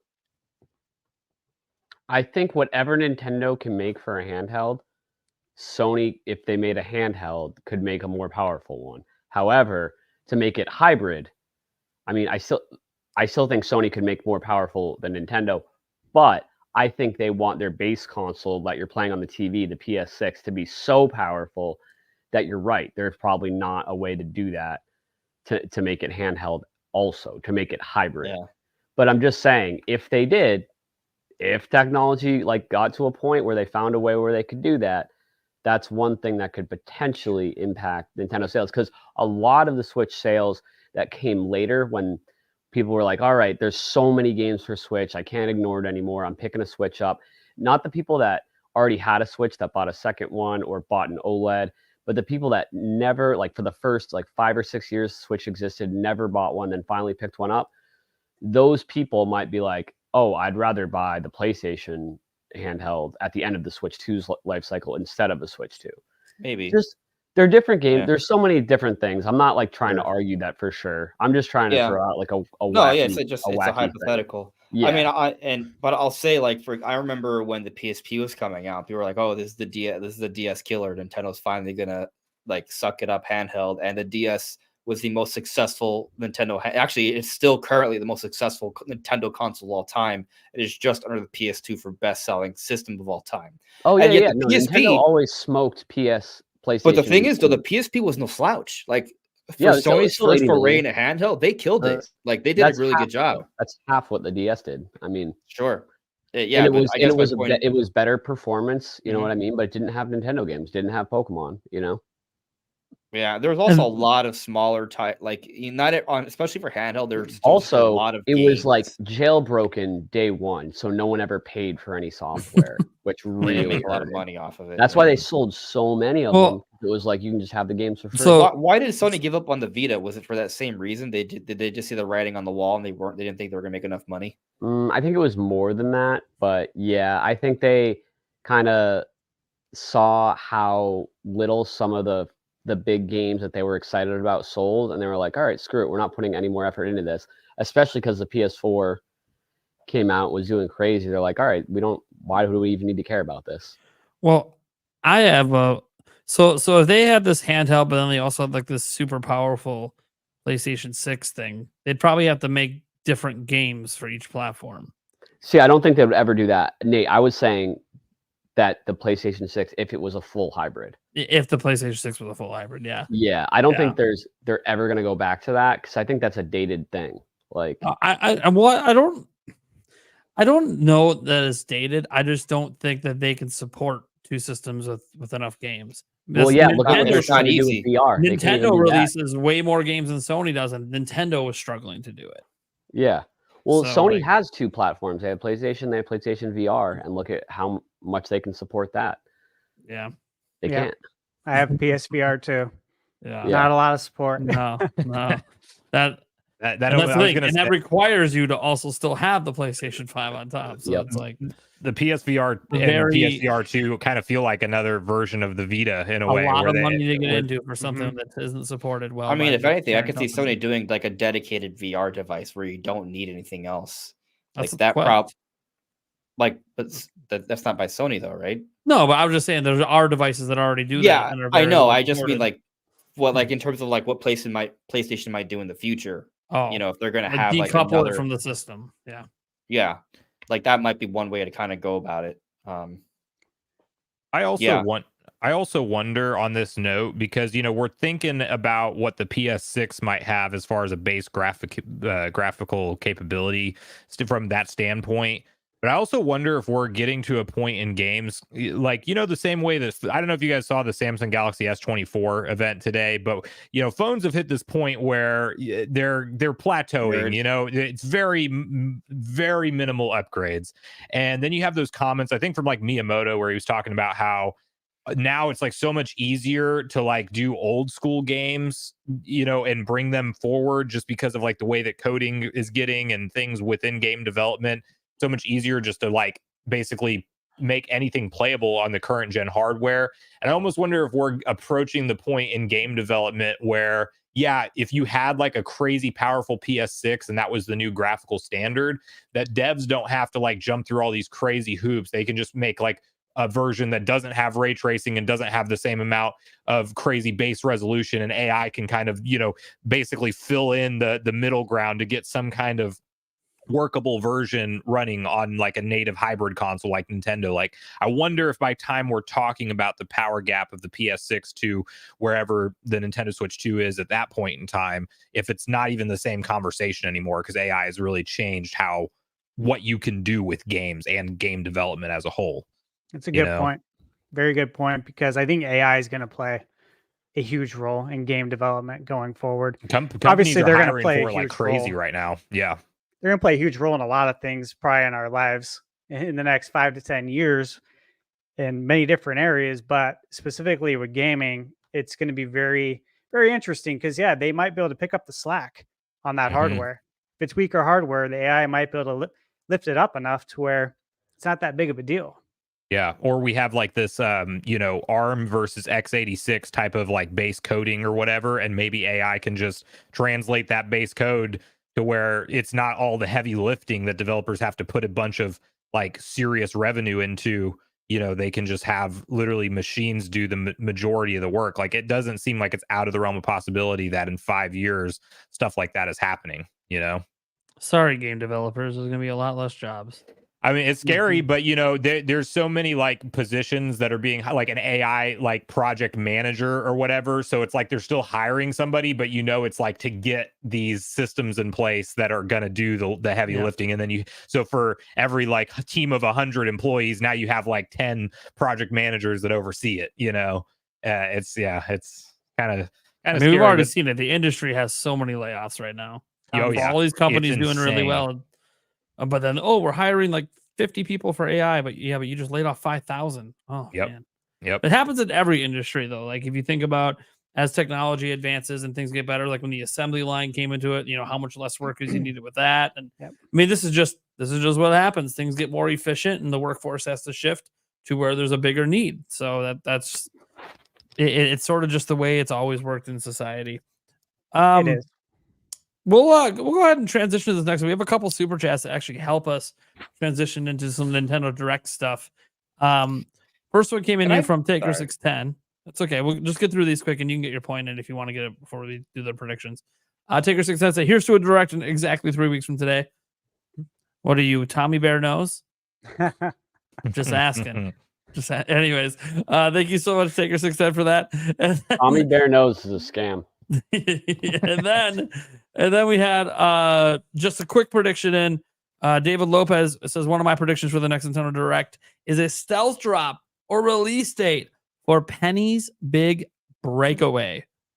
Dude, I'll do a shot to that. I actually That's think cool. that game looks really fun. Yeah, I like that. That is shot worthy to me, baby. I like that prediction. Wait. I'm dumb. What can someone? I missed this. What's this? I just Google a trailer. It's a really fun looking platformer. Yep. Is it? It's a very fun looking. It's not like a sequel to Penny Punching Princess, is it? No. It reminds me of that. What was that? That game for 64. It was a platformer. Might have been by Banjo? HAL. Might have been by HAL Laboratory. We're not talking about Kirby's Crystal Shards, are we? No, not custom. And Yeah, not that was a custom side-scroller. Robo. Oh man, what was Hold on. it? That was like something like Robot or Robot on Wheels. Was the Sir title of it? No idea. Robot. Yeah, I don't know platformer. either. It's definitely not a Rocket, game. I've heard. Robot on Wheels. That's what it is. Who It's made called That's what it? it's Robot on called? Wheels. It's called Rocket Robot on Wheels. Rocket Robot on Wheels. I remember that game. Oh, it was Never- Ubisoft and Sucker Punch. Moshidoi. Sucker played that Punch one. back in the day. Oh, I see what you mean, though. I've never seen this before. When I first saw so that, the people that trailer- make this are the developers of Sonic Mania. I think so, yeah. Yeah. What? It says the studio Yeah. was founded by the developers of Sonic Mania in 2018. it's a good game. Yeah. Oh, So as I I said, mean, that's a good. I love that prediction. Did the $5 shot for it. Totally worth it. What do you want to get in on just before we get into our predictions? For yeah, this is something I've been sitting on for a little bit, but never really saw a good time to kind of tangent. Yep. But since we were kind of talking about Switch 2 and things that can take away from Switch 2, we already kind of message. We already kind of spoke on messaging and just how the game system is advertised and just general misinformation and things that are understood about the system. And right now, we don't have pure facts, so it's not exactly the same. But there is this discussion about Switch 2 being PS4 level. But according to the most reliable information we have, that is just like so off. Like so the reported specs by Universal Nintendo, right, which kind of includes a lot of information. He has inside sources on dev kits and things of that nature. Like we're hearing about 12 to 16 gigabytes, right? The PS4 had 8. Like the teraflops, like portable mode is in the range of PS4, right? So we're not, and docked mode is more powerful, like significantly. So we're not even talking about like a docked like Switch 2 being PS4 level. We're talking about some raw numbers being comparable in portable mode when it's only meant for a smaller screen, and yet it still is going to be running on more modern, newer architecture, and so it's going to still be able to do things better than PS4 in portable mode, not even accounting for DLSS. So it's just this whole notion that PS4, it's just at least based off what we're hearing from the reliable sources, it's just so far from the truth. And to the point people have made, there are a lot of really good looking PS4 games. Even so, it's just Ghost of Tsushima and God of War Ragnarok is all I have to say. If you're not Horizon? happy with how those games look, or Horizon, it's like, what do you want? You know, it's Final Fantasy VII remake. And then, Yeah. like you said, that's Yeah. without all the Yeah. tech, advancements that Nintendo will be able to tap into. I agree, and I'm not buying those rumors about the PS1 or the PS4 style I was like, graphics. hold on, wait, I was wait. like, Rumor hopefully to we're not going back PS1. that far. No? Hold on. Yeah, hold I mean, on. it's not, PS1 there's style like, graphics. That's there's the not original even any Switch. rumors Calm down. about it though. That's the other thing. Like this whole Twitter PS4 conversation kind of came from I think it nothing. came from the Taiwanese report. But that report, like in and of itself, is kind of contradictory. Like they want to give you 120 hertz, like On the a screen, frame but rate only 8 screen, gigs but of RAM. Yeah, that Yeah. doesn't make any sense. Doesn't doesn't make any sense at all. Doesn't it kind of tie back to Bobby Kotick's comments too, though? Whenever he was expecting it's more in line with, the PS4 and Xbox One And consoles or something like that. That's a reading comprehension issue. Yeah, because he doesn't really say it like that, but you could read Right. it. That's how everybody walked away. Oh, it'll be powerful and as powerful as those consoles, but that's not really what's being said. More in Yeah. line does not mean as powerful as. Yeah, and I guess people that aren't analytical about these things, they don't like think deeply about it, and they're like, oh, okay, that whatever. They'll just assume it's gonna be not as good as I want it to be. Everybody complaining on Twitter right now about the graphical power is either so anti Nintendo that they're not going to buy it anyway, or they're going to wait. One game's going to come out that they have to have, and then they're just going to go buy it, and you're never going to see them complain about it again. I think 90% fit that description. Yeah. Sure. It's funny. Being on YouTube, right? You get hate comments, inherently. And so I'll see some nasty stuff sometimes from some people, and I think, oh, okay, well, they're never watching again. And the next video, I see them comment, and I'm like, oh, I like, hate watch. right? I don't. People love to be outraged, and there's something about it. But they'll still watch, right? So how much do they really hate you if they're continuing? I don't get that. But Hate's a powerful emotion. Yeah. Two sides. What did it say? Love and hate are two sides of the same coin. Yeah. Supposedly So, they're like in the same area of your brain. Like the same thing happens if you're feeling love or hate. So it makes sense that you can get addicted to either one. So all those Nintendo haters are actually huge Breath of the Wild fans. I also think a lot of the discourse I saw, because I did a video covering this, and I feel like a lot of that discourse that was happening on social media over the power of an unannounced system, I think it's just a lot of people that are probably going to shit talk Nintendo anyways, and already do shit talk Nintendo, and they want to get their pot shots in now because they know, and we all know, once the system's announced and Nintendo doesn't really tell us the specs because that's not what they do, they blow you away with the games. Every argument they try to make against it, someone's just going to link the trailer to the new Mario game. Like, then they're going to be like, this looks absolutely fucking incredible, and the whole internet agrees. So whatever you I have to think- say about the power doesn't matter because look how great the games look.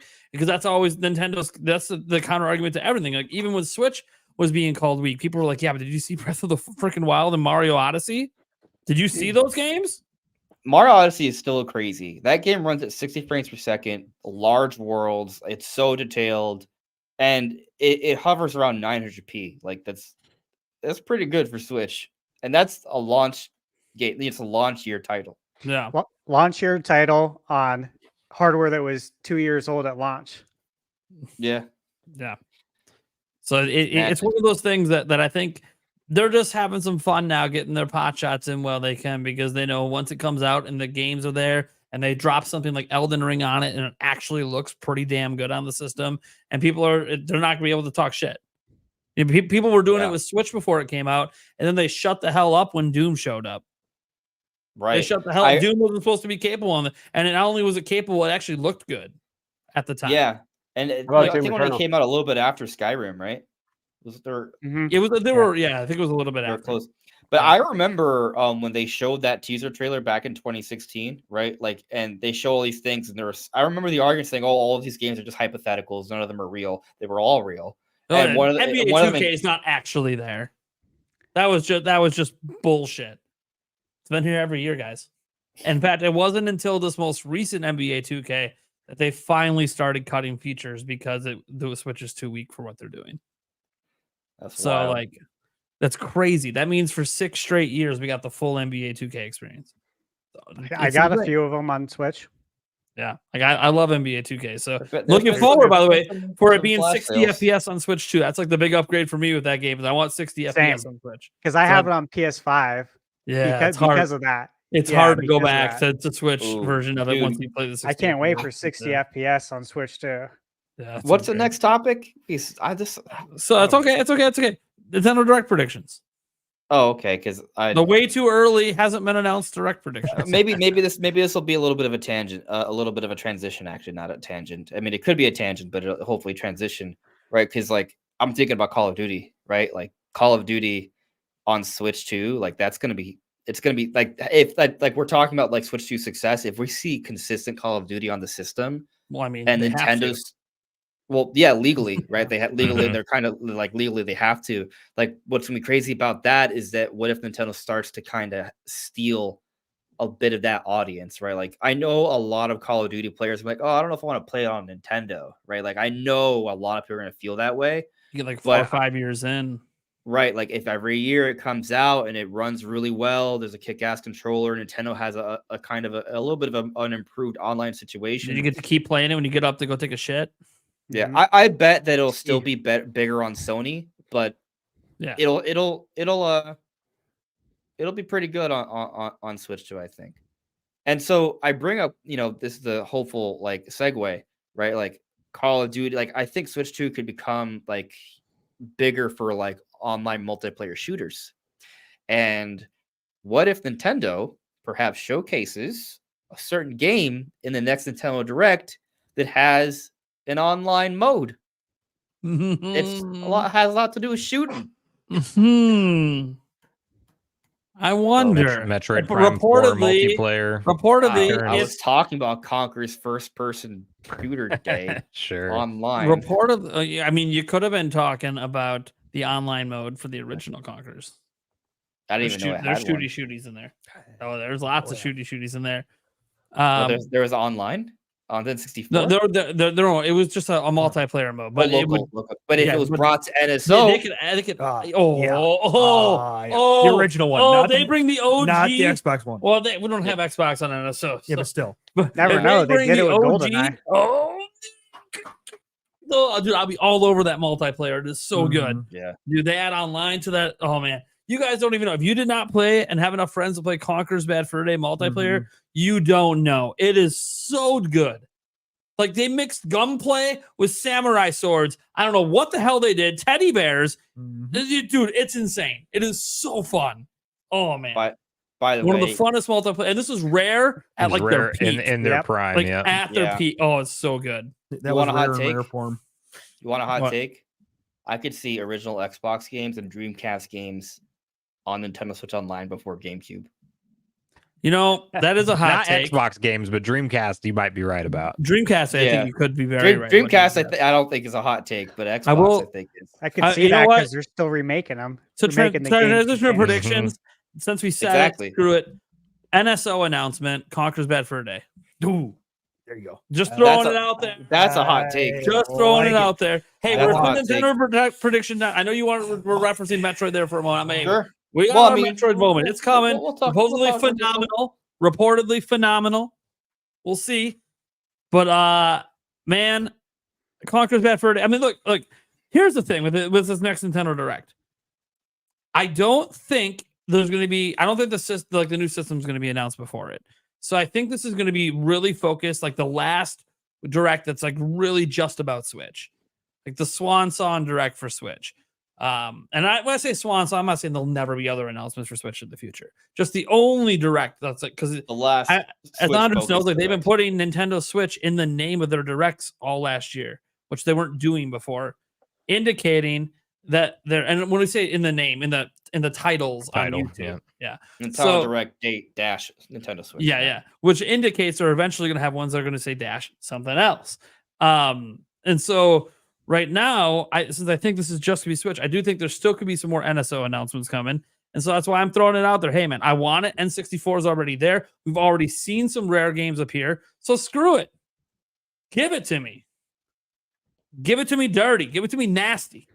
Let's go. I don't see why it couldn't happen. I mean, if we got GoldenEye and we got the online for 64, Yeah. why not? Dude, the right? online- Only- people- that was a I tougher don't think people license. even realize how great the online is on this until it releases. Then it's going to be like, dude, you just need to get one big streamer to play this online. So And to be totally honest, like if there's one more rare game that should be, I mean, there's actually they should add a whole bunch of. They should add all of them. But like if there's like one more that's like going to be the most hype, it is going to be Conquer's Bad Fur Day, right? But wait, they don't have discount. Banjo-Tooie Don't on there, discount right? Diddy Kong Racing now, Andres. Don't Yeah. discount Diddy Kong Racing.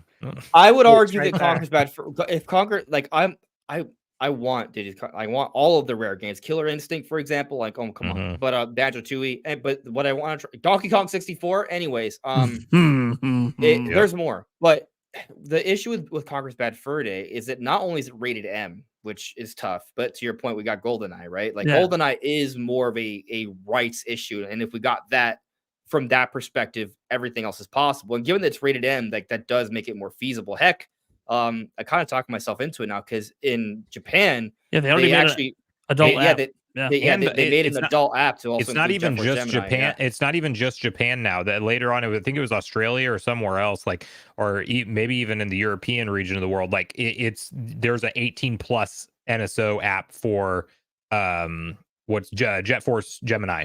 So Right, yeah, because that- it's not rated teen in all regions. yeah, apparently. exactly. Yeah. So just the fact that we didn't get an 18 plus NSO is just because of It's our not rating system required. being different. Yeah. But the minute Sure. that they want to drop Conquer's Bad Fur Day, they could just do an 18 plus, an Well, M rated. is Conquer NSO. like considered adult only, or is it? It's it's rated M. Yeah. It's rated M. M. Yeah, because it has like sexual themes, but there's And no like swear nudity. words and But there's no actual nudity in it, so I think it stays in the M rating. It But there's does. another element to Conquer's Bad Fur Day that makes it challenging, and it's just Nintendo's own personal feelings on that game. Well, Because hold on. I wanna Nintendo's stop you not right there happy with because the release back in the day. I have a problem with that narrative because everyone always says, oh, Rare was like mad at Nintendo for something, so they reworked the game and made it all dirty and stuff, blah, blah, blah. Nintendo wasn't really saying had that big of a problem with it. Why did they release it on the N64 then? they could have. I don't think they really cared that much. And Yeah, I I don't think that's think they- kind of... Dude, they released like porn and put it in top of the I discounted think that games. narrative started because Pretty Nintendo much. was in court at the time, talking about violence in video games and rating systems and stuff. Like that was a Exactly. huge thing back then that They- Nintendo was involved in. So they had to like publicly appear like they would be against a game like that. And I don't think internally they ever were. Yeah. I think that a lot of that's the old guard too. I Yeah. do. I think that's Back when they're like, oh, we got to Yamauchi. Because I dude, mean, look- we all know Nintendo. If they don't want something on their console, they're not gonna. and they published it. So GTA's like they on there literally now. could have just yanked the plug.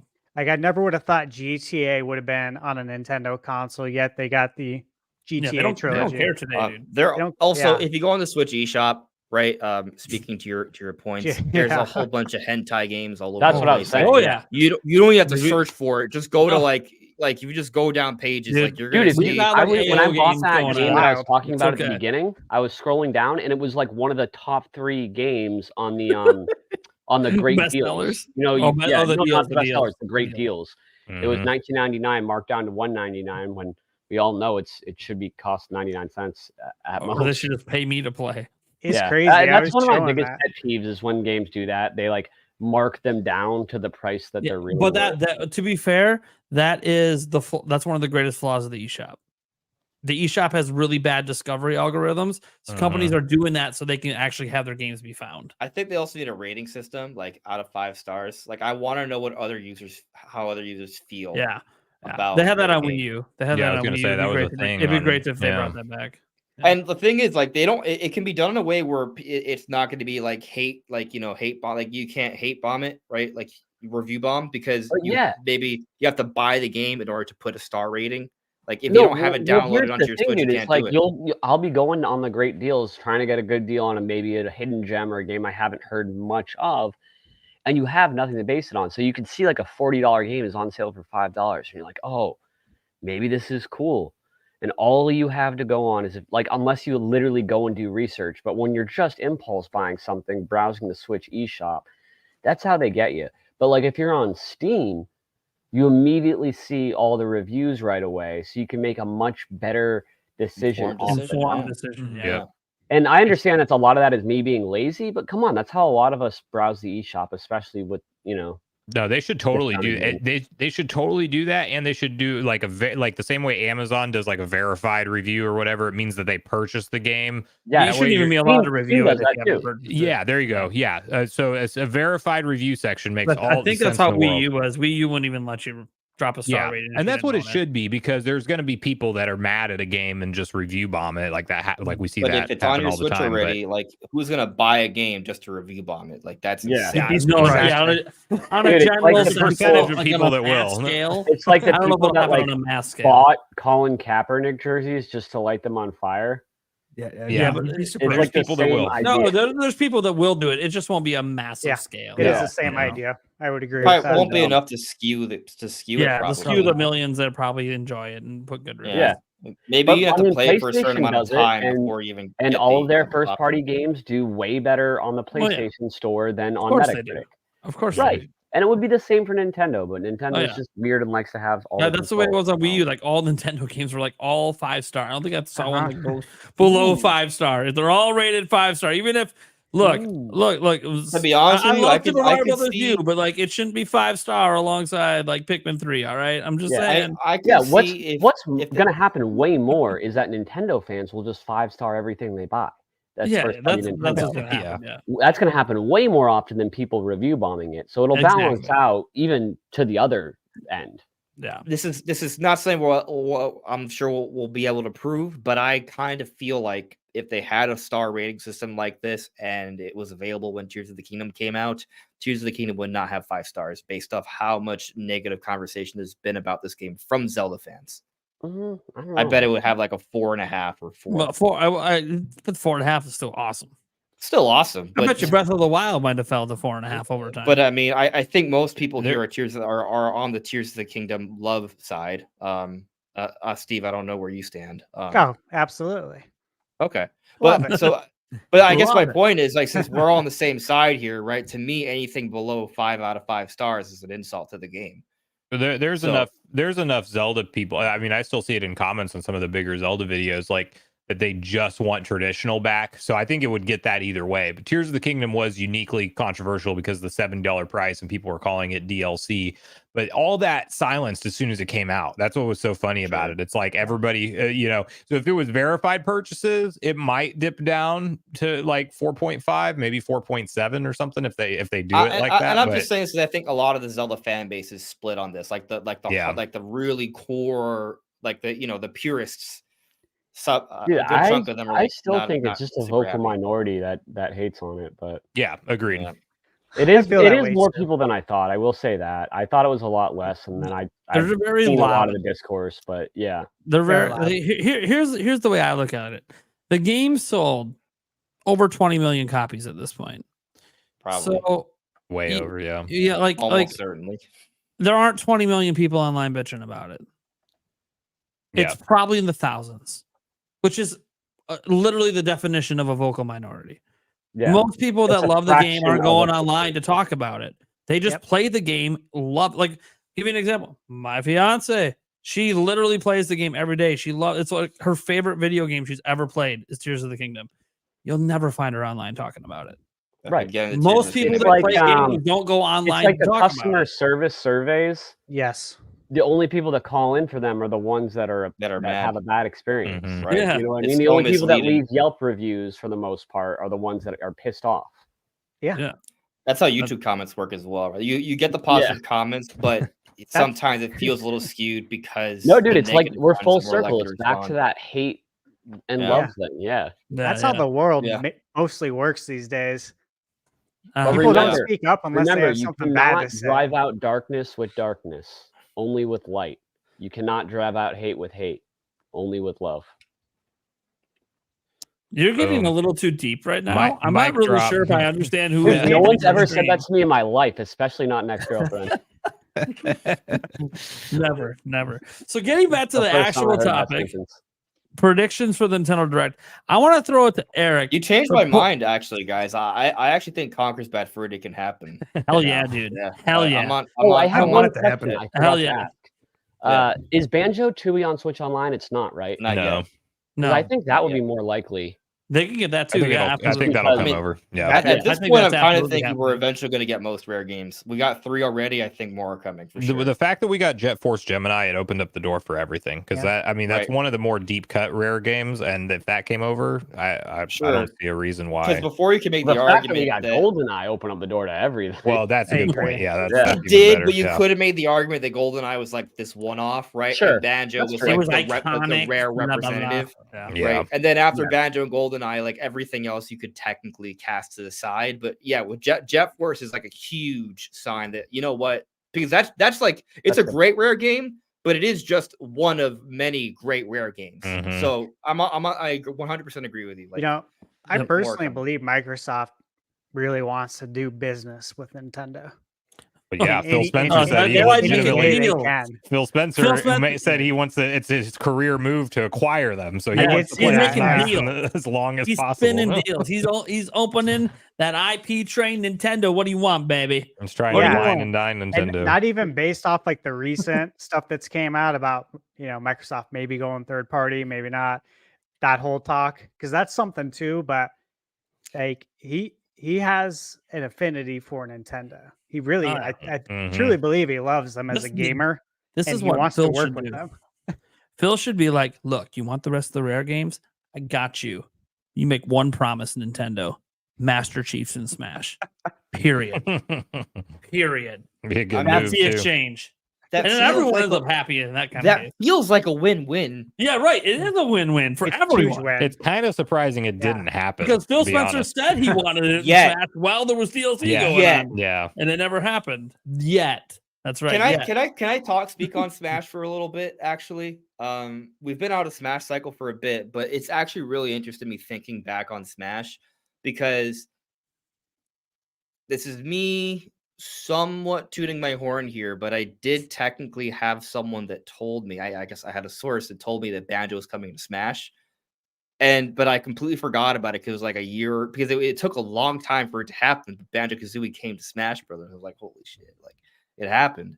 But I also remember, this wasn't from me, but I forget his name, but there was a big YouTuber. He doesn't necessarily cover Nintendo news, just like, does. I haven't seen him in a while, but he one day just made a video. He might not even be like a gaming YouTuber, might be just like anime or something. But one day he just made a video and he was just like, guys, Sora coming to Smash Brothers. Then he just like ended the video and no one talked about it for like 2 or 3 years. Sora is a final character in Smash Brothers. Wow. And so like I only say that to bring up, right? Like sometimes like we talk about certain rumors about certain games And since we're talking about Smash, I'm kind of reminded of these times there were rumors for Banjo, for Sora. Sometimes it takes a few years, right? So we talk about Master Chief. I feel like there has been conversation about Master Chief. I don't know if there was like a really good rumor on it. I would have to kind of sift through the info from years back. But sometimes, certain characters are like almost going to make it, but they get held off for that next Smash game. Because I think there were some Smash characters that almost got into Smash for Wii U and 3DS, but were kind of pushed onto Smash Ultimate. And so, if Master Chief was in that conversation for Smash Ultimate, I feel like definitely would be in the conversation for that next Smash iteration. Now, I'm assuming that he was. I don't know that for a fact or anything, but I don't know. I actually could see it happening. Like, yeah, I could definitely see it happening. And none of this is going to be in the direct, just for the record. Yeah. You definitely heard not. it here first. Andres Restart says that No. Master Chief character Yeah. reveal coming up at the February You heard, direct. you heard it here first. Thank All God right. I'm just a dumb YouTuber and not like a Let's journalist. get some more predictions here. Eric, what do you got? You gotta have something. Ooh, come on. Oh, nothing? Did I take your only one? And no, NSO I announcement? want Snowboard Kids. There you God go. damn it! I That'd want be Snowboard cool. Kids. Snowboard kids for Classic. direct. Give me both of them. Give me a new one. Get HD collection. Yes. Snowboard kids. Yeah, I mean that's That's really the a dream. game that I really want. That's the dream. Literally, you want to get them to stop playing Tears of the Kingdom. Drop Snowboard Kids. So much. That and I want to see a release date for the Plucky Squire. So Oh, there you go. That's a Yeah. great. That could be in there. that one I really want to see Yeah. because that Is that Devolver Digital? phenomenal. Yes, yes, it is. Oh, Yeah. I love so many. We were talking about Katana Zero last week. Mm-hmm. They pick a lot of great games to publish. Yes, Are they they- developing that one? Or I just don't- publishing it, probably. Yeah, probably just publishing. I don't know. Yeah. Well, Eric will Google it up. All right. How about Thunder Steve? Developer, all possible futures. Or shall I say Speaking of- Robotnik's son? Yeah, they're just publishing it. Are you guys? No one's going to PAX East this year, All right. are you? I'm gonna be there. Devolver Digital always has an awesome booth. So, quick story about Devolver, guys. I went to E3 2017. Okay. This is a true story. I swear on everything. I go there with my cousin. It was my first time going to E3. So, it was a total bucket list item for me since I've Hell been yeah. following E3 since 96 when it was in Nintendo Power talking about 64. And we got in right across the street from the LA Convention Center. Devolver Digital had a party all 3 days of E3. They had kegs, they had bottle service. That sounds like Everything. them. That totally sounds like I them. have pictures from it. We told them you had to have a special pass to get in.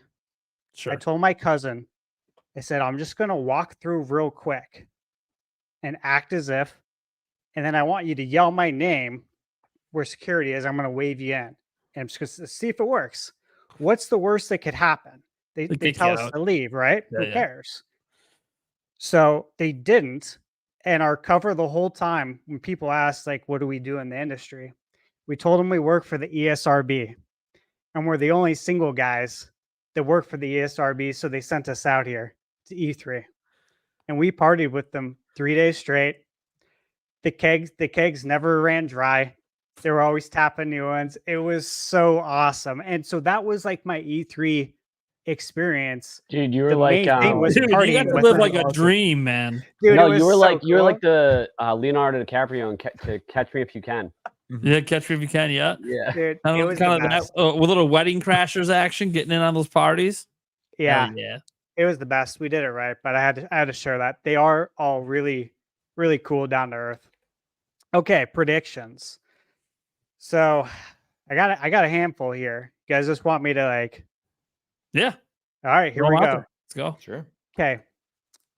If Metroid Prime 4 is as close to or possibly already completed as the recent news may suggest, and it's a launch title for Switch 2, then obviously we need to get Metroid Prime 2 and 3 out the door.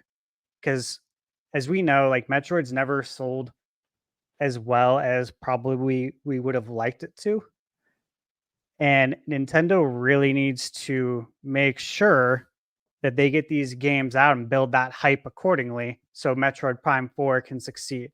I'm not expecting a full-on remake. I'm guessing none of us are, but I'm expecting, upgraded resolution, maybe a couple bells and whistles here and there. I don't even know if we can call it a remake or a remaster, but I wouldn't call it a port either. I wouldn't call it a direct port. HD. It's a little bit better than that. Yeah. Princess Peach Showtime. I think we get a trailer, but I also think we're going to get a mini direct because I think they really want to push this game and push everyone that's getting a game that's part of the Mario movie universe. They're going to make their money back and then some on any movie development costs with the video games, in my opinion. The Wind Waker Twilight Princess port. Maybe not. We've been talking about this for how many years, guys? What, 2-3 years? It feels like Since I was born. since the Switch Pro rumors back Mhm. back a while ago. So I'm thinking, like, what if the reason why it still hasn't come out is because they decided to instead prep it for Switch 2, so we have some Zelda right out of the gate. That's just a hypothetical I thought of. Mother 3. Can we please get this? It's Earthbound's 30th anniversary. Apparently, Nintendo has plans to commemorate it. I'm sure you guys read that, or you guys might have reported on it already. Yeah, it was on that official Twitter account. Yep. There's an Earthbound documentary that came out just a couple months ago. I have it pre-ordered on Blu-ray. I'm looking forward to watching it. It hasn't came yet. I would have never guessed that we would have got a Super Mario RPG remake. Like, for me, that was awesome. I'm a huge fan of it. So I feel like if that's possible, then maybe Mother 3 finally getting localized is possible now. Paper Mario Thousand Year Door. I think we get a release date and confirmation of a physical release, just like they did with Metroid Prime and Pikmin 1+2. Would not be surprised to see 3DS's Metroid Samus Returns ported to Switch, since they are doing 3DS ports. Outside of that, I think we're going to get more ports, more farming games, and probably Just Dance 2025. Hell yeah. From Ubisoft. That is a bold prediction, sir. Yeah. Right? How dare you, sir? Those are my predictions for now. Let me ask you a question, Steve. Yeah. I'm not sure I'm feeling the boatload of farming games. So maybe you should make a bet. Maybe you should say if there are no farming games, you should shave your mustache. Oh, I don't know about that. I can't do that. You know how long it takes to grow a mustache like that? Hey, don't worry. They're going to show off Metroid Prime 4 in the direct, and they're going to show off a gameplay feature where Samus can kind of farm a little bit with the alien exotic plant life, and so that'll be considered a farming sim. So you'll be good.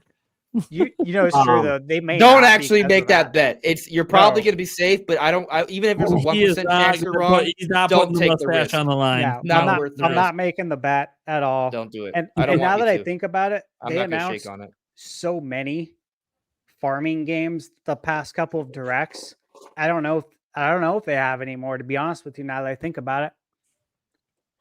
There's always more another farming. Yeah, there's always another more farming game for the Nintendo As long Switch. as there's indie studios, there's more coming. Wait, I'll make a bet. Every year there's a harvest. Bet, all right. Every year there's a harvest. Stakes are going to be high. I really would hate to lose this, but if Nintendo announces any video games, I'll bleach my asshole. Please, no one take me up on that. I really don't want to have to do that. You want to be really good? But you could actually share proof of that on your OnlyFans. Wow, I wasn't even thinking of that. I guess if people want me to, you charge access to get those proof. Yeah, it becomes a profit turning move for you. Well, win-win. I mean, it would only be fair. I either don't have to bleach it, or I do, and I make cha-ching. Yeah, just enough to pay for the bleaching. OnlyFans.com/2inch destroyer. I was wondering how long it was going to stay clean. We have crossed the threshold. I still haven't been approved for monetization, but the site's up. Well, maybe it's because you got to start posting some media there. They got to see you're a real user, not a bot. Yeah. Well, they made me took all these pictures of my license, and then, Yeah, they do that there. Yeah, and then my I mean, I license don't know is, what like, they do there. the second Ellen Randall is like scratched off, like, because it's like so old. So it's like they're not. That's the holdup, but I'll figure it out. I probably have to get a new one from the DMV. Probably. All right. Who wants to go next with predictions? I got a few. Hell yeah, bro. Let's go. I'm gonna say February 7th is the date to start, and it's There not. we I go. mean, it could be the following week, but All right, Tommy Bear. I like Wednesday, and not because of who is it? Something Bear knows. Tommy Bear knows. Tommy Tommy Bear knows Yeah. the scam. Yeah. I actually, the reason I think it's the 7th is one, February directs are normally earlier in the month, and two, Nintendo's investors meeting is that week, right? Literally the And- 6th. The day Yeah, before. the 6th. So it's not like it's a perfect track record or anything, but there is a lot of weeks where the investor meeting and a direct happens at the same time. Yeah. Plus, Um, Miyamoto's getting his asshole bleached on Valentine's Day. So Well, there you go. Alongside And if he's posting that on his Oh. OnlyFans, you should probably try to shout it Yeah. out. It was Exactly. February 8th last year, so Early, yeah. and I don't February know. 9th the year prior. It just seems like early in the month seems to be the more recent trend. And I'm also expecting Metroid to be there. Now, the big question mark, and I can't really decide on this, but it is prediction, so I'm just going to commit. I'm going to say that we get the shadow drop of 2 and 3 first in a bundle pack. And then we don't hear anything about Prime 4, but that happens in the middle of the event. And the one last thing is actually the trailer for Prime 4. Mm. And it might just say 2024.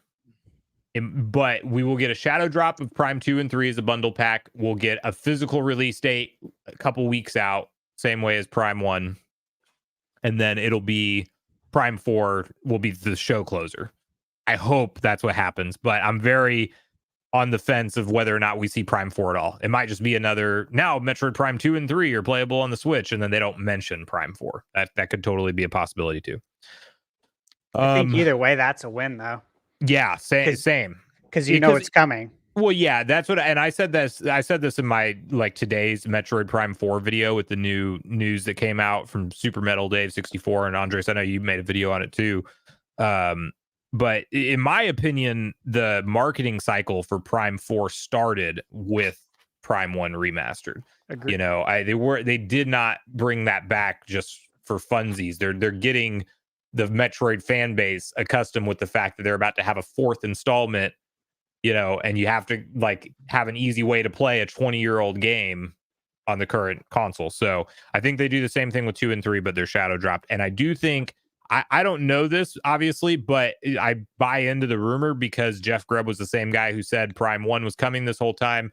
Talk about betting wrong, shaved his head and beard because he tried to time it for the end of 2022. And of course they released it in 2023, but he thought, or he heard that Prime 2 and 3 were not getting as big of a remaster treatment as Prime 1.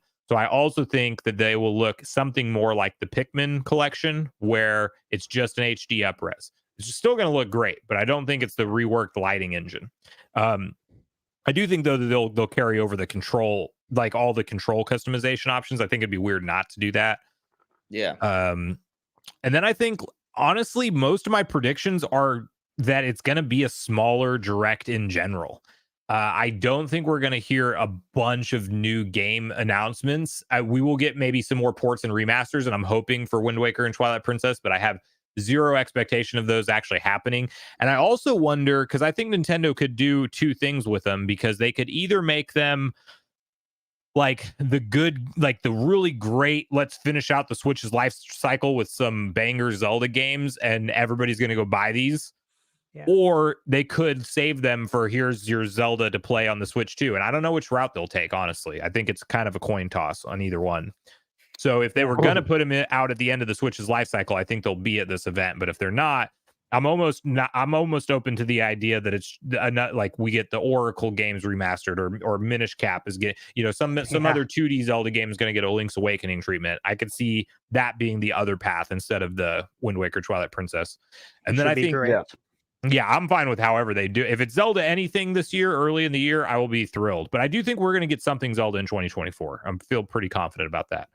I think there will be a small NSO update, but I don't know if Nintendo's going to do the roadmaps in the same way. They might just like show a trailer of some games, but I feel like they're almost to a point, maybe just with the N64, where we're just going to get the surprise announcements, like the way that they just dropped 3 games all at once, with 2 of them being totally not announced, recently in December. I wonder if they're even going to do a strict roadmap anymore.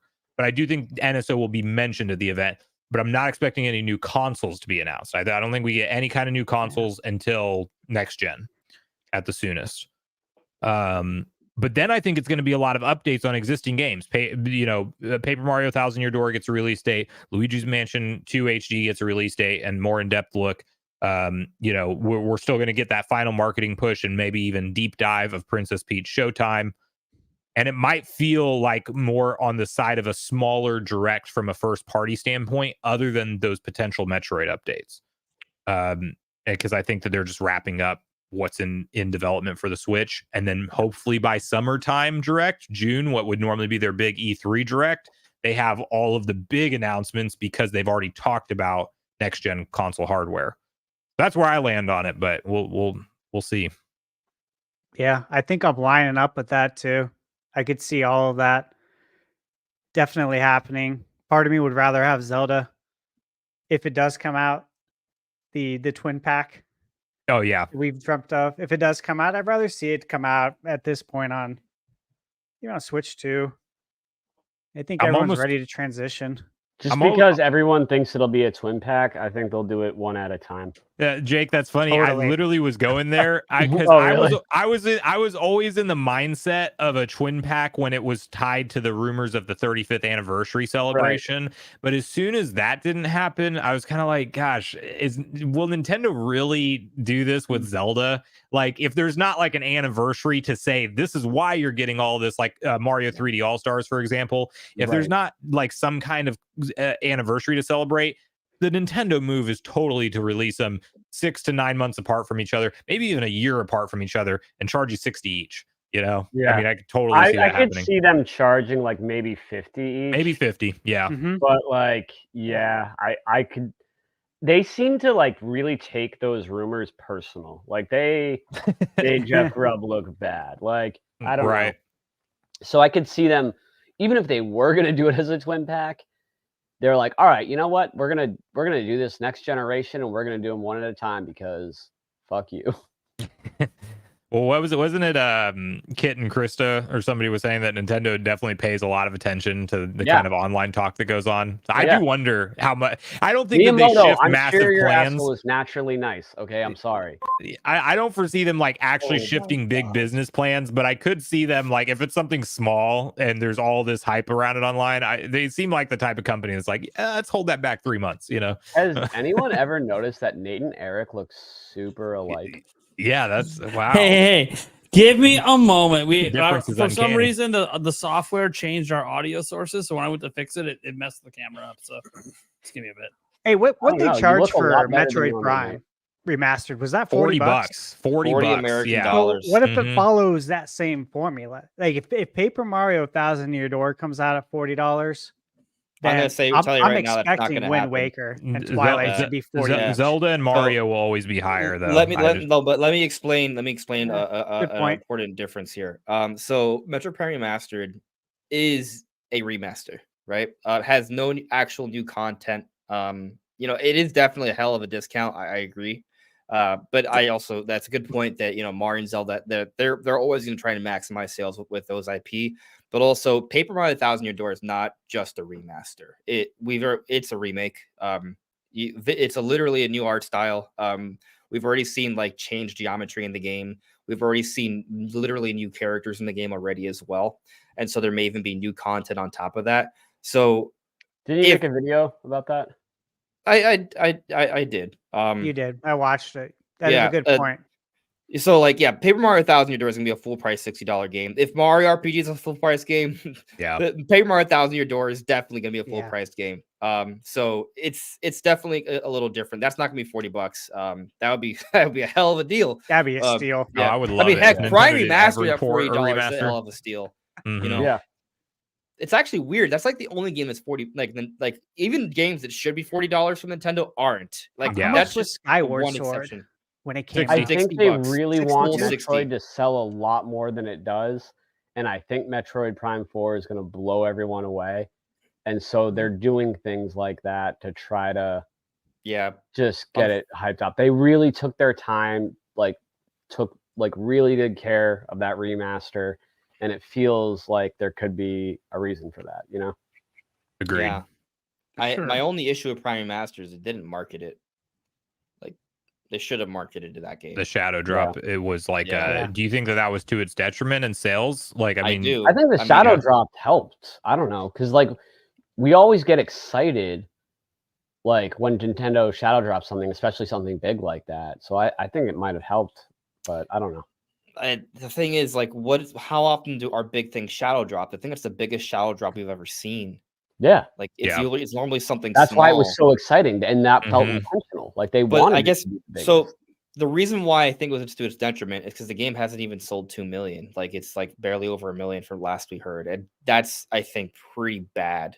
it was a quick That is. wave of hype and it fizzled out almost Yeah. immediately. But I to don't be think it fair. would have had that much hype at the beginning without that. And then part of That's it very was you possible. couldn't get a physical copy anywhere, which we know Nintendo's intentionally made things scarce for years to increase hype. That played into the hype too, but it was a great remaster, and it's a great game. But Well, I yeah. think they did those I little gimmicky things to get more people talking about it, and I think it helped. But I think at the end of So- the day, it's just Metroid is not as well known as other Nintendo IP right now. Metroid Dread sold over 3 million. Yeah. So I guess my point simply is that Metroid Prime Remastered is a higher rated game. It has a huge history. It was talked and rumored for so many years. To your point, the Shadow Drop did create a lot of buzz initially, but when you go back to that direct, it didn't even have a special moment. It was right in the middle. Yeah. Yeah, they didn't Right after an it's NSO update, and it wasn't like the transition from the here's what's next, and yeah, it wasn't that. Yeah, I feel like Metroid Prime Remastered may have suffered. This is my own pure speculation, right? But I think there's a little bit of they got to a point where they were sitting on it because we know they sat on the game for over a year and a half. It was rated in Germany back in summer 2021. I feel like they got to a point where they just realized, oh, we need to get this out immediately, and so they just kind of threw it out there. They might have also felt though, because of what's going on with Prime 4 and not being not now wanting we to show have- it off yet.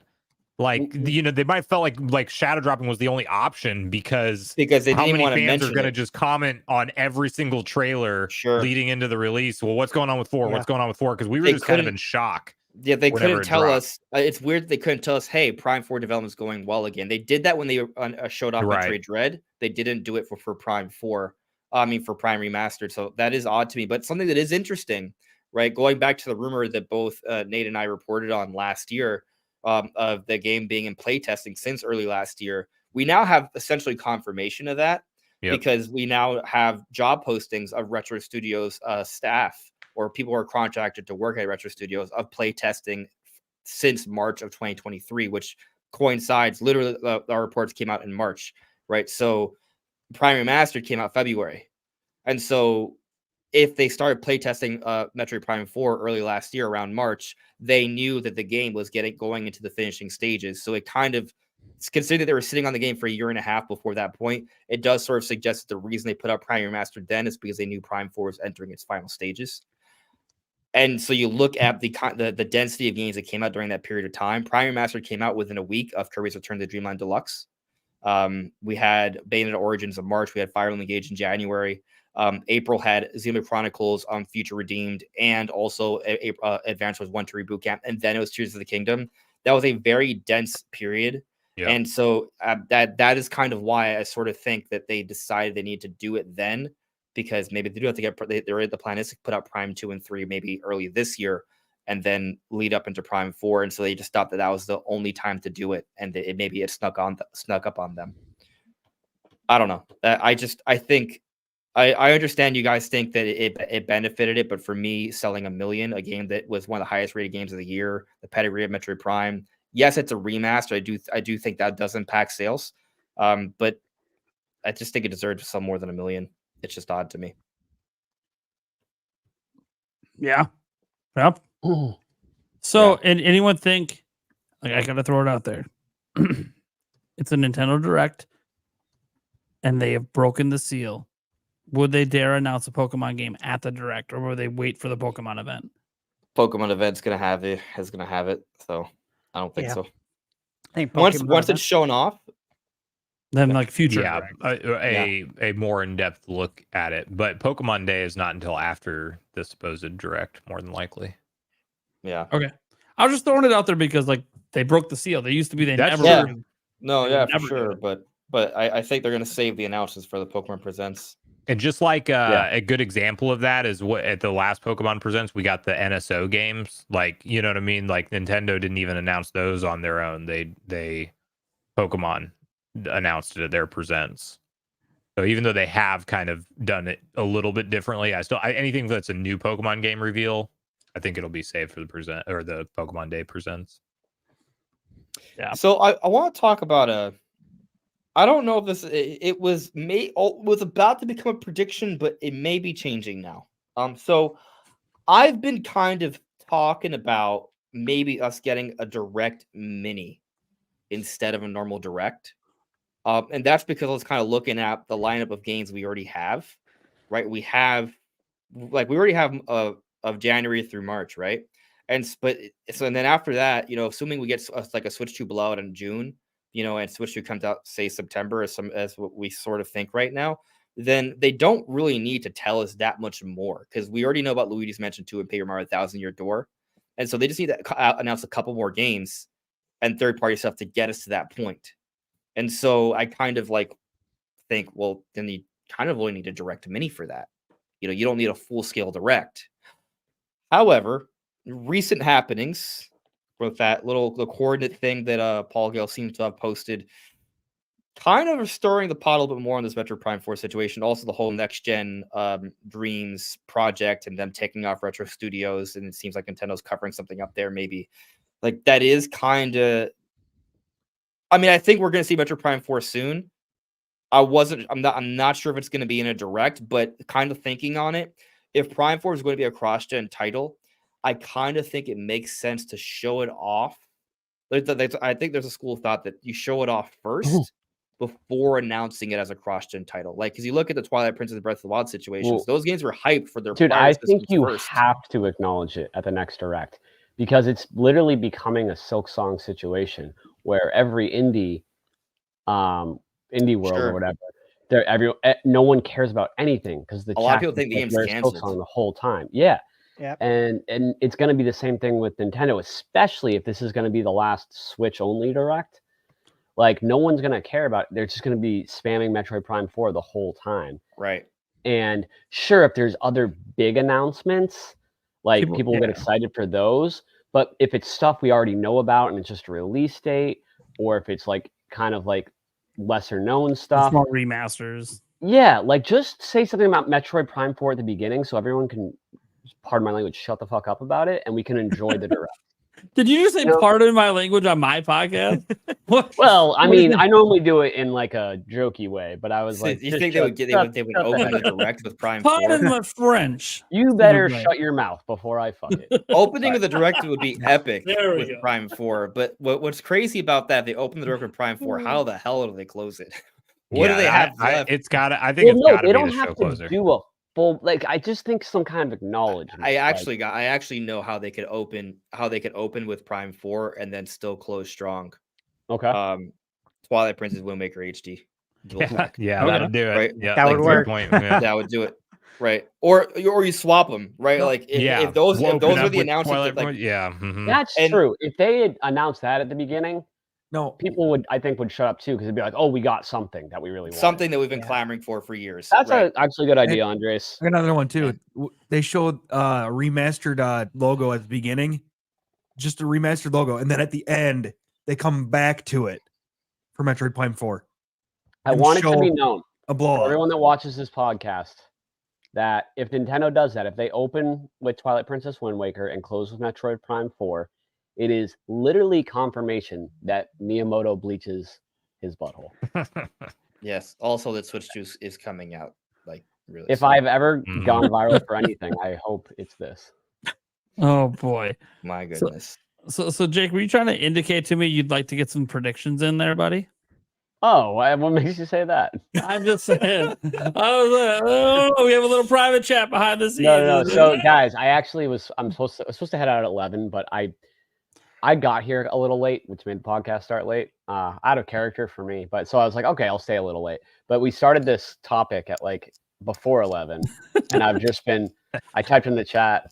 Someone was like, "You can go." I don't know if it was Eric or Nate. It was me. Yeah, I might have okay. typed it as Eric. but it says I was technically Eric, haven't done predictions either, by the way. Just saying. Just What are saying. you talking about? Everyone's done predictions. No, I haven't done any No, predictions. Andres hasn't yet. I've Andres hasn't been done any talking. I've been haven't talking done any yet. around the predictions, but I haven't. We've had predicted. three for sure do predictions. But you go first. The other half I, hasn't. I don't Okay. mind waiting. But yeah. So anyways, sorry, I was making a joke about that, but I guess other people hadn't gone, so I wasn't even right. So anyways, Good thing you didn't predict it. for my predictions, honestly, like what I would want to happen is Switch 2 to be announced or an event. I think it might be its own event. I don't think it'll necessarily be a direct. But I kind of agree with what's been said that it makes sense for this to be the last Switch only direct. Sure. For that reason, even if it's a full-blown direct, it's going to be not the biggest things because obviously the biggest things are for Switch 2 or cross-gen with Switch 2. But I think we'll get release dates on stuff like Paper Mario, Luigi's Mansion 2. That kind of makes sense to me. We'll probably get a couple surprises. One thing I could see, we talked about Metroid Prime 4 already, but also it always makes sense to talk about Prime 2 and 3 as well, which are going to be more like ports from what I have heard. Not, correct me if I'm wrong, guys, but not the remasters like they did with 1.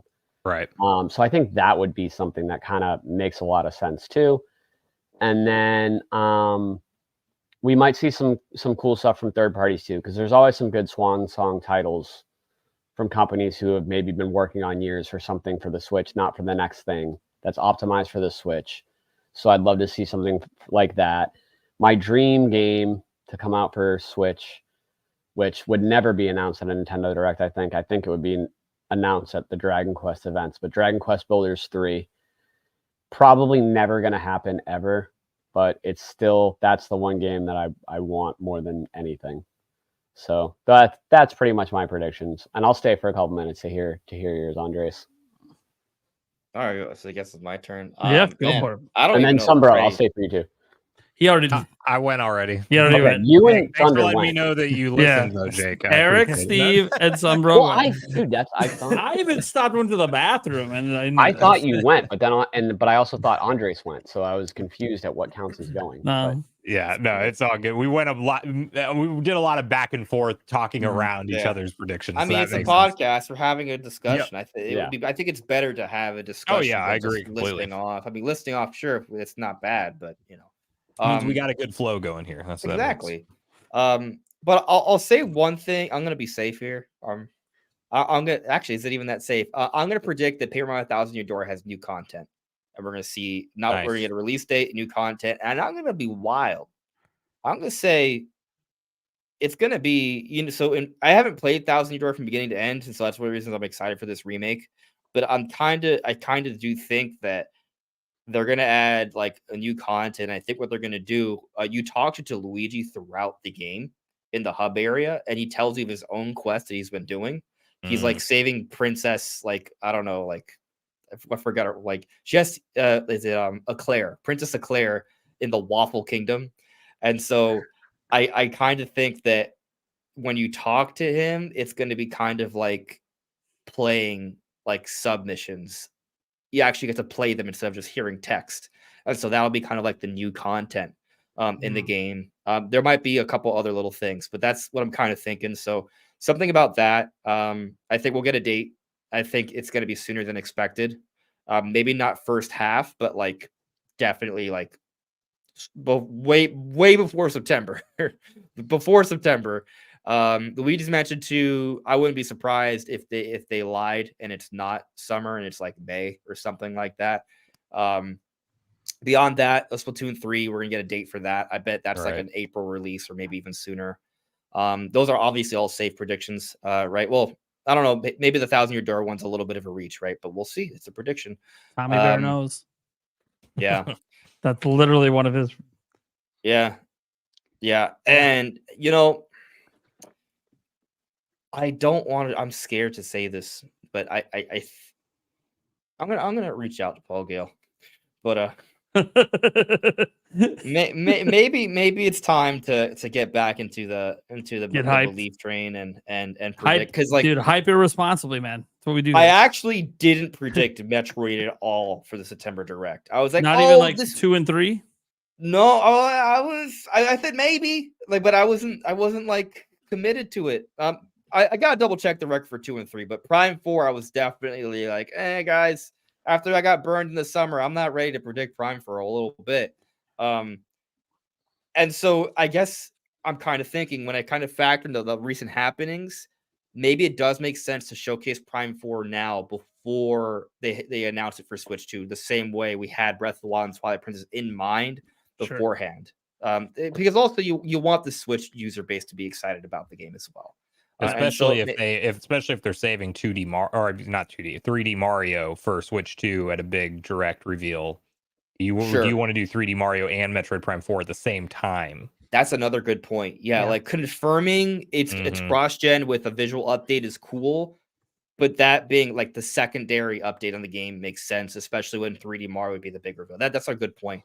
So maybe I am ready to predict Prime 4 in the February Direct. And if that's the case, 2 and 3, I'm not sure. I think maybe at least 2. But if they're like a dual pack or something, then I would definitely say that. I guess what I'm thinking is that like they can always shadow drop 3 later, or they could do it like how they handle Pikmin 4, where with Pikmin 4 there was no mention of 1 and 2 until right before release, right? Like a few weeks beforehand. Yeah. And so they could do that. So it's tough. I do think it makes more sense to bundle them together, because like if you don't, like, since there's 3 of them, every time you release another one, it's not like Twilight Princess and Wind Waker where those are their own things. They're not like sequels to each other. You can buy it at any time. After you release 1, which is a full-blown remaster, there's going to be less sales for 2, right? It makes sense. And then if you wait to release 3, there'll be even less sales for 3. Yeah, kind of like Pikmin 3 Deluxe, actually. What's that? No, it makes a lot of sense, because we also have Pikmin 3 Deluxe, right? Like you could say Pikmin 3 Deluxe is analogous to Metroid Prime Remastered, right? Prime 2 and 3 are analogous to Pikmin 1 and 2, and Pikmin 4 and Metroid Prime 4. Yeah, that makes sense. That's a good point. Yeah, so I mean, maybe I'm ready to throw those in. I think where I'm really hesitant, but I don't know. Maybe they just want to end things with a bang. Maybe they do show off Twilight Princess and Wind Waker. Because I do believe Nintendo has a bigger Zelda project plan for early on for Switch 2. Ocarina of Time remake. Let's go. Right, but I don't think we're hearing about it. But I don't think that's a this year thing. I think that's like a next year thing at best.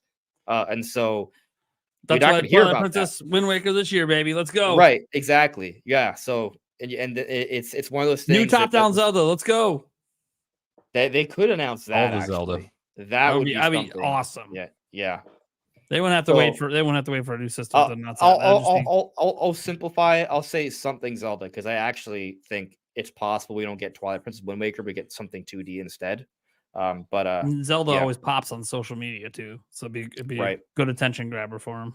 So Zelda something. I'll stick with just Zelda something. Wow, so brave. Yeah, I know. I'm such a. He's such a. No, you said it was safe at the beginning, so it's fair. He's such a risk taker. I'm trying to get the predictions right. I know. I'm trying. Hey, that's okay. Hey, look, everyone approaches their predictions in their own way. Some people are very wishful thinking, It's everything they want to possibly happen. Some people will just be like, look, it's going to be lame. This is my super, super realistic. Like, it's going to be a bunch of garbage. And then other people will be like, hey, look, I want to mix in some fun with some non-fun, but be realistic and try to be right. So that's why you're like, I can't fully commit to Metroid Prime 4, but like, you know, I'm predicting it. I had to talk myself into it, but talk yourself into it. See, Yeah. the more you keep talking, the more you keep talking yourself in. By the way, I saw some people asking about the Paul Gale stuff. Go check out his Twitter account. He put out a little tweet, and some people asked about the numbers. Just get out a map. It's the only hint I'm going to give you. Get out a map. I don't like to give it away because it's like the easiest puzzle. But if you don't know, you don't know. Get out a map. Now you know. And You I guys- mean, I'm not talking like a video game map. I'm like a map of the world. or You guys maybe think an we have Africa. any chance of getting Link Between Worlds since they are tapping into those 3DS Switch ports? Yeah, I question that. I because I think they'll do one of two things. They'll either give us that as the 3DS port, or they'll do a Link to the Past remake. Should be sick. Yeah, which would Oh, be, it'd be so good. but I don't think they'll do both anytime near each other. So it's going to be Mhm. like one or the other. I agree. I did think of one more. Oh, what's that? What if they gave us an announcement at the end of a in the near future Zelda movie cast announcement? So like at the end of the direct, they gave us, hey, tune in to us, a couple weeks from now. We're gonna give the Zelda movie cast predictions. Official predictions. prediction. Yeah, official predictions. Yeah. I'm asking Yeah. you. That's an What? official Nintendo Direct prediction. Yeah, why not? Oh yeah. So an Good idea. announcement of a future Zelda movie announcement of the Yeah, cast. Of the Got it. cast, yeah. Okay. Interesting. Hey, anything's possible. Who knows? Not like we actually. That thing's still sitting out Unless there, one of so- us truly has an uncle that works at Nintendo, it's not like we really know. Honestly, Yeah. even if we did, they might not be privy to that. Yeah. Well, it depends on where your uncle works. Right. I mean, if he had an uncle working at Sony Pictures, Your uncle's Doug Bowser. You probably know. Wait, can I address something I'm in the just chat? real saying. quick? I mean, maybe not, because if Doug Bowser's truly good at his job, he probably tells his family nothing. Jake, write your letter, man. Yeah. What are you worrying about? Wait, write my letter? Because you said address, anyways. Haha. Yeah. Oh, you gonna No. get it? But someone in the chat keeps spamming the same different version of the same comment. So No. Steven says getting an old game is a ripoff. You guys seem like Nintendo suckers to be hyped about getting you to throw more money at an already made game. Well, I just want to say you're absolutely right. What a great point. I think we all agree with you. So You know, I quit here's the thing, YouTube. buddy. It's like, You're right. dude, why would you ever watch an old movie? Why would you know what I mean? Like, oh my God, like who would ever like freaking do like, dude, first of all, we're paying for it. It's not, like if we want to play it and we have to pay for it, clearly we want it. Yep. You know what I mean? It's like, Yeah. and Tell guess people what? how to You spend don't- their you own don't money. have to buy it. It's Why not- are you mad that other people are having fun? Don't be that guy in that like little comic cartoon thing. It's like, stop having fun. Why you got to be like that? I agree. It's an old game.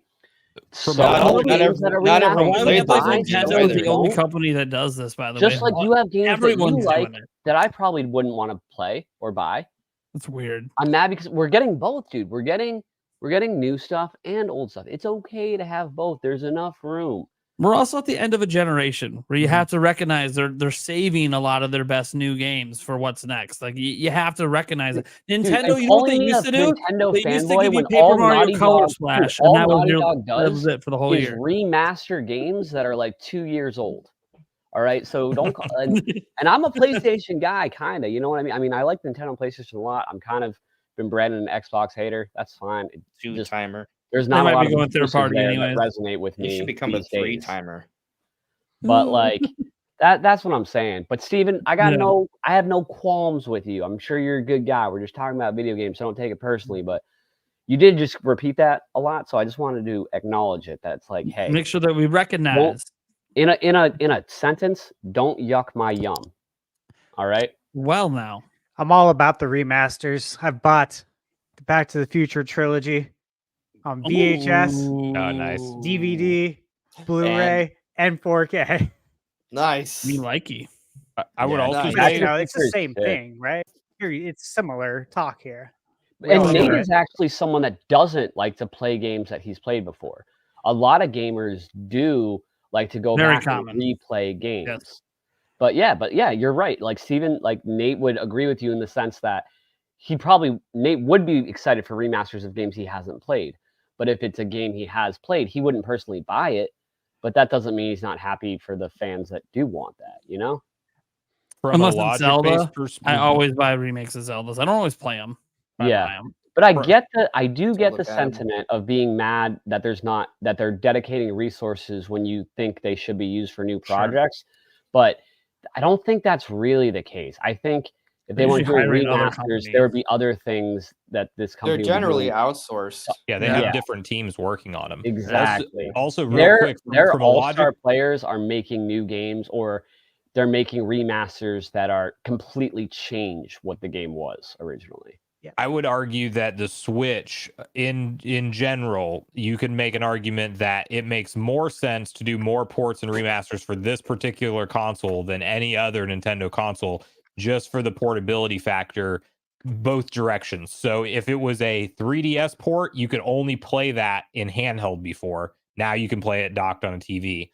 If it was a console game from Nintendo that they're porting and remastering, now you have the option to play it handheld on the Switch. So it works both ways. So there's never been a better system for Nintendo to cherry pick old titles and bring them back to us with modern enhancements. And bonus, you get to play it however you want on the go or docked. That's why I'm such a big fan of, like, you know, I own Wind Waker and Twilight Princess HD on the Switch. I wish I did on the Switch, on the Wii U. I'm waiting to replay those games because I want them on the Switch. I want to have that experience again on this particular console. Yeah, and wait, I and do one too. thing I think Steven isn't getting, because he said again, I would prefer they devoted resources for new stuff rather than making money off their own product. What I don't think you heard, Steven, is that those when they're doing ports and remasters and remakes, it's not them. It's like all of Nintendo is still working on the new stuff. They are outsourcing that to different companies and then just having one of their teams kind of okay it, like manage the project, check it off. So 90% of Nintendo is working on all the new stuff. It's very small amount that's helping this because they're letting other companies do it for them. That's like the big difference. I think when we start getting these ports and remasters, personally, that's a good sign of Nintendo working on obviously new things. Yep. Like they're prepping for Switch 2. I think they were prepared, in my personal honest opinion, to release Switch 2 probably a while ago. Sure. A good while ago. I don't want to say a date or when, I don't know. But gut feeling says they were ready to do it a good while ago, and they didn't need to because Switch is still selling.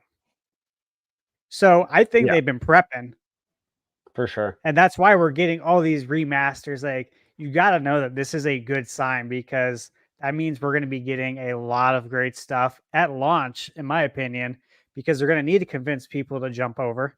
exactly. Yeah, Switch like, 2 this is isn't going lining to up be good, a in my opinion. launch of remasters and remakes. I do have to leave, but I want to end it with one thing of positivity.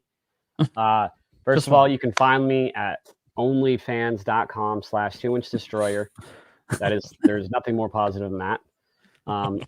Could say it's +2 in the plus minus category. Oh boy. But I do want to shout out Steven, because he said I wasn't aware of that. Thanks for enlightening me though in a mature way.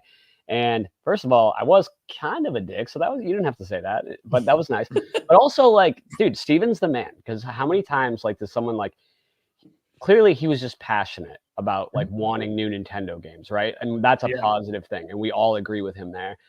But for him to, like, take that criticism and be super cool about it, what an awesome dude. I can count on, like, one hand the number of times that's happened. So, dude, Steven, thank you for like taking the criticism in a much more mature way than I laid it out, and you are a legend. Shout out, Steve. Dairy. Wait for it. Yeah, wait for it. Yeah, we didn't mess that up at all. But yeah, Nintendo Prime, Sombro, Thunder Steve, who I'm just knowing as Mustache Guy, Eric and Andres, love you guys. Thanks for having me on. Sorry I had to Yep. kind of end it early, but You're all right, man. You're good. We'll see you next week, bud. Go, Good man. seeing you, Yeah, Jake. bro. Take care, man. bye. Oh, and chat, I love you. Bye. Before we get into our last thing, which is all of our fan questions that you guys can submit for as little as $2 in super chats. You can ask all of us, one of us. You just want to shout out something. That's how you do it. We'll feature it on the screen here. Before I do that, I want to remind everyone that tomorrow night we have it's like a whole nother podcast kind of thing. We have a whole Zelda thing going on tomorrow night. It's going to feature me, Andres, and our moderator, Joyce J. We're going to be bringing you guys into the discussion. So if you are a member and would like to talk to us about the Zelda goodness tomorrow night, same time we started this podcast, you guys can come in, and there'll be a whole thing, explanation in the description, pinned comment as well, explaining how to join that show and talk some Zelda goodness with, I don't know, maybe two of your favorite YouTubers, maybe, I don't know. Maybe I'm not. Beats me. If you're a paid member, I assume you must like me. I have no idea. All right, let's get into these fan topics. This first one, man, you guys could just go to town on this because I don't care. Score Bunny 785 says, what would you all like to see in the next Pokemon games? Also, how you doing tonight? Sombro Nation specifically, and Nintendo Prime. Wow. Well, they don't like anyone else on the panel. That's sad. I'm just kidding. I'm Score used to Bunny. it. You probably could only fit so many ats in there. I don't even know. Anyways, so I'm doing fine. I'm sure everyone else is doing fine, at least, maybe great. So what do you guys want to see in the next Pokemon game? I got real quick, which thank you. I'm doing great. Also, Legends. I just want another Legends game with Legends mechanics. In a perfect world, Legends mechanics would come into the mainline games, but I don't think they're going to fully commit to that. So as long as Legends becomes its own little thing that we can expect every so often from the Pokemon Company, I will be extremely happy, because yes, the game was missing some of the content from like the mainline games, and there was definitely some things that hardcore Pokemon fans didn't like. But Legends was like the reinvigoration that I wanted to see from the series for so long. Having a dodge roll mechanic, being able to sneak around in the grass and throw a Pokeball, having no transition screens to the battle whatsoever, walking around in battles, essentially boss battles in the game too, and Pokemon could actually hurt your character. So many things that were just like top notch for me, and I just want more of it. So that's what I hope we see from more Pokemon games. I'm on the same page. I'm hoping for the next game to be a Legends game. Maybe either something Legends Johto related or Legends not Sinnoh, but Legends Unova related. One or the other. And just adding on top of that, I would like to see maybe them incorporate, like, I want it to be the focus. Like, I think Legends Arceus is arguably one of the best Pokemon games we've ever gotten. But it was kind of pushed a little bit to the side because it was sandwiched between Brilliant Diamond, Shining Pearl, and Scarlet and Violet. I want it to be the focus for this holiday. And Right. so that's actually kind of having me all of a sudden starting to lean more towards maybe a Legends Johto as opposed to a Legends Unova. Because with Unova, you're kind of like, there's a question of, okay, where's our Unova remakes? But if you do Johto, they technically already did that. So they could do like a Pokemon Legends Celebi and people won't be like, hey, where's our remake? Right. They Right. still will because they'll want it like in 3D or something, but not as much. But I'm kind of pulling for, just continue it, polish it up a little bit better, a little bit more fine-tuned, but maybe incorporate, to your point, Sombro, since it's not like the mainline game, it's its own thing, maybe find a way to incorporate a little bit of multiplayer, especially like if my hope is right and that it's the sole game of the year for Pokemon. They incorporate some multiplayer into there as well. Maybe you can battle your friends. They need to at least do that. I agree with that completely. Yeah, and maybe even on that, they do have co-op in Scarlet and Violet now, right? And they technically had co-op in Sword and Shield as well, but limited. Maybe you could have maybe 2 players in the Legends game. You can like travel alongside each other. That'd be really cool. Or go the full 4 if that's possible. Agreed. I would like to see that. All right. Steve, you got anything? Everyone else hates Pokemon here, so. I think I lean in with you guys too. I would like to see them go the Legends route, but I also got to just like keep in mind, what are they going to do with Switch 2? Like, are they going to try and have something there from the get-go or close launch window. So do they save something? I don't know. I think we're getting something Pokemon this year. We'll definitely be able to catch them all if we want to, but Yeah. I don't know if it's I going to mean, be Legends or your standard formula, but I do think they're going to continue to keep those separated because you have the kind of more new schoolish Pokemon, you could say, with Legends, and then you have your traditionalist Pokemons. So I think they're both going to continue to exist because they print money. absolutely. Yep. I'll say that historically speaking, whenever there's a generational shift, Pokemon or the mainline games always stick with a prior console for at least 1 year, sometimes a little bit more. And so the expectation probably should be that whatever we're getting this year from Pokemon, it's going to be for Switch. But we also assume Switch 2 will be backwards compatible, so you'll be able to play it on Switch 2. I have been predicting, though, that even with that in mind, I'm kind of feeling that they're going to have a graphics patch for Pokemon so it runs and looks a little bit better on Switch 2. There was that rumor. Mhm. You guys remember that rumor a while Right. back? Yeah, maybe it was rooted in truth. Like the way it was worded, it made us feel like Switch 2 was going to be out already when we first heard that. But Yeah, maybe they could it's be yeah. developing it behind the scenes. And if there's one thing that we've learned from reporting on rumors and leaks over the years, it should be that timing is the biggest problem with some of these. So And there's also a thought process that at one point that Switch 2 at one point might have been slated to actually come out last year. yeah, that's a fair point Right. too. And so that could also been what that guy was referencing was like a whole, hey, at one point that was the plan and this is what we worked on, but it's just going to get pushed until whenever the system gets here. Which is why I Yeah. think we're going to have such a great launch and launch window. Yep. For me, just give me more Legends. That's it. That's literally like the one Pokemon I actually legitimately love is Legends. So let's keep it going. Let's see. Next one up.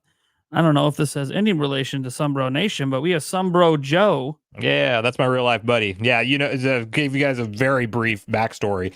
Sunbro is a reference to Dark Souls. There's a Warrior of Sunlight's guild, and so in real life, me and my closest friends call each other Sunbros, and that's where I got the name Sunbro Nation when I started the channel. So Sunbro Joe is one of my best friends in real life, and so he asked this question. He's part of the nation. Great question. It's a great question too, especially considering the Ubisoft news this week. Do y'all think they're going to get rid of physical games? When you say they, do you mean Nintendo specifically, or like the industry? I think he means gaming in general. I think if I he were means to in get a general. guess. Yeah. Mhm. I mean, the long answer is eventually. Well, maybe it's not a long answer, but eventually, yeah, I think that it's going to happen. It's inevitable, sadly. But like Switch 2 is going to have physical games, so we can enjoy that for 7 more years. And I think my prediction on it is Nintendo will be the last one standing with physical media. Sony and Microsoft will ditch it first. And as much as there's always going to be like physical collectors, like limited run games and companies like that might one day still offer boxes for games that are only digital. But at a certain point, the companies are going to pull the cartridge slots and the disc slot drives. And when that happens, the power is not in our hands anymore. You could say right now, I want to only support physical and only buy physical. And that's what I do with my Nintendo Switch. I'm actually finding myself purchasing more digital on PS5 and Series X nowadays because I've kind of accepted that that's where it's going. I still do quite a bit of physical on PS5 though, to be fair. But Series X, it's like with Game Pass, I don't collect for that console at all because I treat it like a digital only console almost, in my mind at least. So it's already heading that, and that's for me being a hardcore physical collector. I want to own it physically if I can, but I'm already accepting these trends. You see Best Buy removing physical media for movies and music, and it's just the way that everything else has gone. And gaming one day will, because if companies don't have to worry about their games leaking out early because of shipping retail copies, they don't have to worry about how many units to produce because the stores don't have to order some specific number of copies from them, and then the stores are worried about selling them. If all that stuff's cut out, Nintendo, Sony, and Microsoft are much happier doing direct to consumer through digital. So they also make more money. They make more money off it. They haven't had to discount the games. They sell the same price as physical, but they're making more revenue. So why would they not start to shift everything towards digital? And they are. And so it's not a question of if, but when, unfortunately, as much And as also I hate to say losing that. out on sales because of people buying used games instead. That too. Yeah. Before Eric hops back in here, hold on, Eric. Hold on. Charmander, what are your thoughts?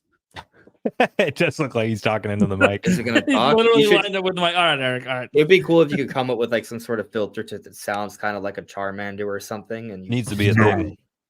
I know. I need to get Oh a my voice God. changer. I have a Oh, voice bro. changer, but I just don't If have you- one set up to do like what a you just Pokemon did voice. there, though, if you had a camera set where it zoomed in on Charmander, it was like, That would have no, been sick. Yeah, don't you dare ask me anything, you vagabond or that something. would be cool. That would be cool. Yeah, I can do that in my videos because he's in the background of every video. yeah. So literally, I can just do the voice changer, just zoom in on him. Did you guys know that I used to have little skits where Charmander would talk? Nice. Oh, that's great. Yeah, I didn't do a voice. I did I used the growl like repeatedly, and I just did like lines of text. But that was But once upon a time. I agree with all you guys. I think the line it's out. We're gonna not have physical games someday, or at least if we do, it'll be very rare because eventually I think systems won't accept them someday. I do feel like there'll be a little bit more of an emphasis placed on like memorabilia.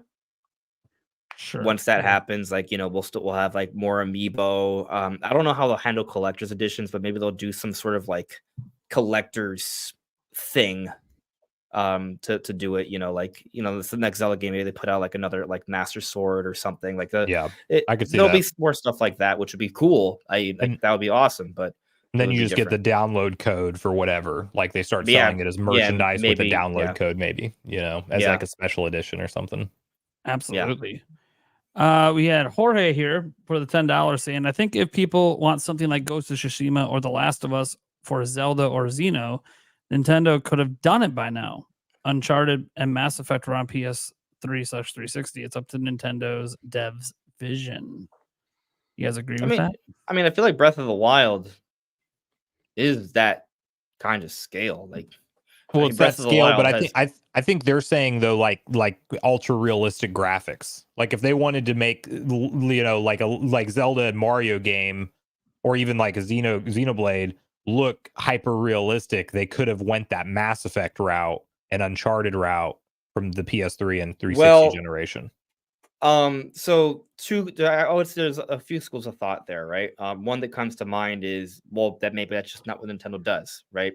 You could argue that most of their games don't go in that kind of direction, but I don't. But there's another consideration here. Yes, they could make a game that looks realistic, especially because PS3 360 had games like that. But those games that went for the realistic style then do not look good now. Mm-hmm. So if they were to go in that direction for today's standards, they would not hold up really well. At least Nintendo games now, while they look pretty, even if they don't, they're not shooting 4K, 60 FPS across the board. Like they still look good for the most part. I think a perfect example is if you look at Twilight Princess HD compared to Wind Waker HD. In a lot of ways, Wind Waker HD kind of looks better because Twilight Princess was almost the most realistic Zelda they went for. Twilight Princess HD still looks really good, but the further we get into the future, that cell shaded style, because it has so much like vibrance and energy to it, you can carry forward for longer. But I don't think Nintendo really goes for hyper real. I don't think we'll see a hyper realistic Mario or Zelda anytime. Maybe Zelda they do one day, especially now that we have a live action movie. Who knows? Maybe they go hyper realistic. I actually think the next Zelda is gonna. I don't think it's gonna be like looking like The Witcher or anything like that. But I do think the next Zelda is gonna. I like to think of it as a spectrum, right? And so I think we're going to go a little bit more towards the realism spectrum. It's still going to be very fanciful and magical looking and stylized, but a little bit more realistic than Breath of the Wild. Metroid, it comes to mind as maybe like the realistic Nintendo franchise, but even then, like look at Metroid. I mean, Metroid is a side scroller, but Metroid Dread has some pretty good visuals. I would say for Switch standards, and as good as they look, it's not really photorealistic. It's its own thing, right? It's not kiddie, but it's its own thing. And Metroid Prime 4 is going to be really interesting I mean, heck, we could just look at Metro Prime Remastered. Like Metro Prime Remastered is arguably one of the best looking games on Switch, and I wouldn't say that's realistic either, right? It has semblances of realism, but it's still stylized. Yeah. Okay. Next one comes from Perry Carlisle Backer, who says, I hope they make a new Banjo game for Switch to open world Donkey Kong and maybe a new Diddy Kong Racing 2. I'm hoping that Smash 64, Diddy Kong Racing, and Conker's Bad Fur Day on NSO. Well, I think in that latter point, we all want that for sure. Yeah. Yes to all of the above. But I mean, I don't know why we wouldn't want new of all this stuff. Be totally down for all that. That'd be Like, great. It's up to Microsoft, of course, but I would love it. Let's do it. Who wouldn't want it? Except I suppose the Donkey Kong, Diddy Kong, but the Banjo would be up to Microsoft. Right. Yeah, so that would be really, really nice. Doggy has an interesting one. Do you think Microsoft will go third party someday? Yes. Yes. Yeah. Yeah, I agree too. And they're not even hiding it. They're right now being pretty open about that's where they're headed. And I think it started whenever Phil Spencer was like, we lost the worst generation. We lost the PS4 generation and Xbox One generation, and people built out their digital libraries. It literally sounded like at that point that they had already internally pivoted that we're going to be a software company, Yeah, I think they're going a different route. I mean, like you said, the writing's on the wall, in my opinion. They've been very public about it and the way they've talked about it, that they just want to be on every device. Right. And so in order to do that, if that's their goal, they could do it better if they weren't strapped down by a console. If they built out something else that could be on every electronic device. Now, how they're going to do that, I don't know. We don't get paid to know that. But we do know it sounds like that's their game plan, right? And yeah, they're very consistent in their messaging that they're like always constantly talking about bringing games to other platforms. It's like, yeah, I'm they're down. not even hiding it.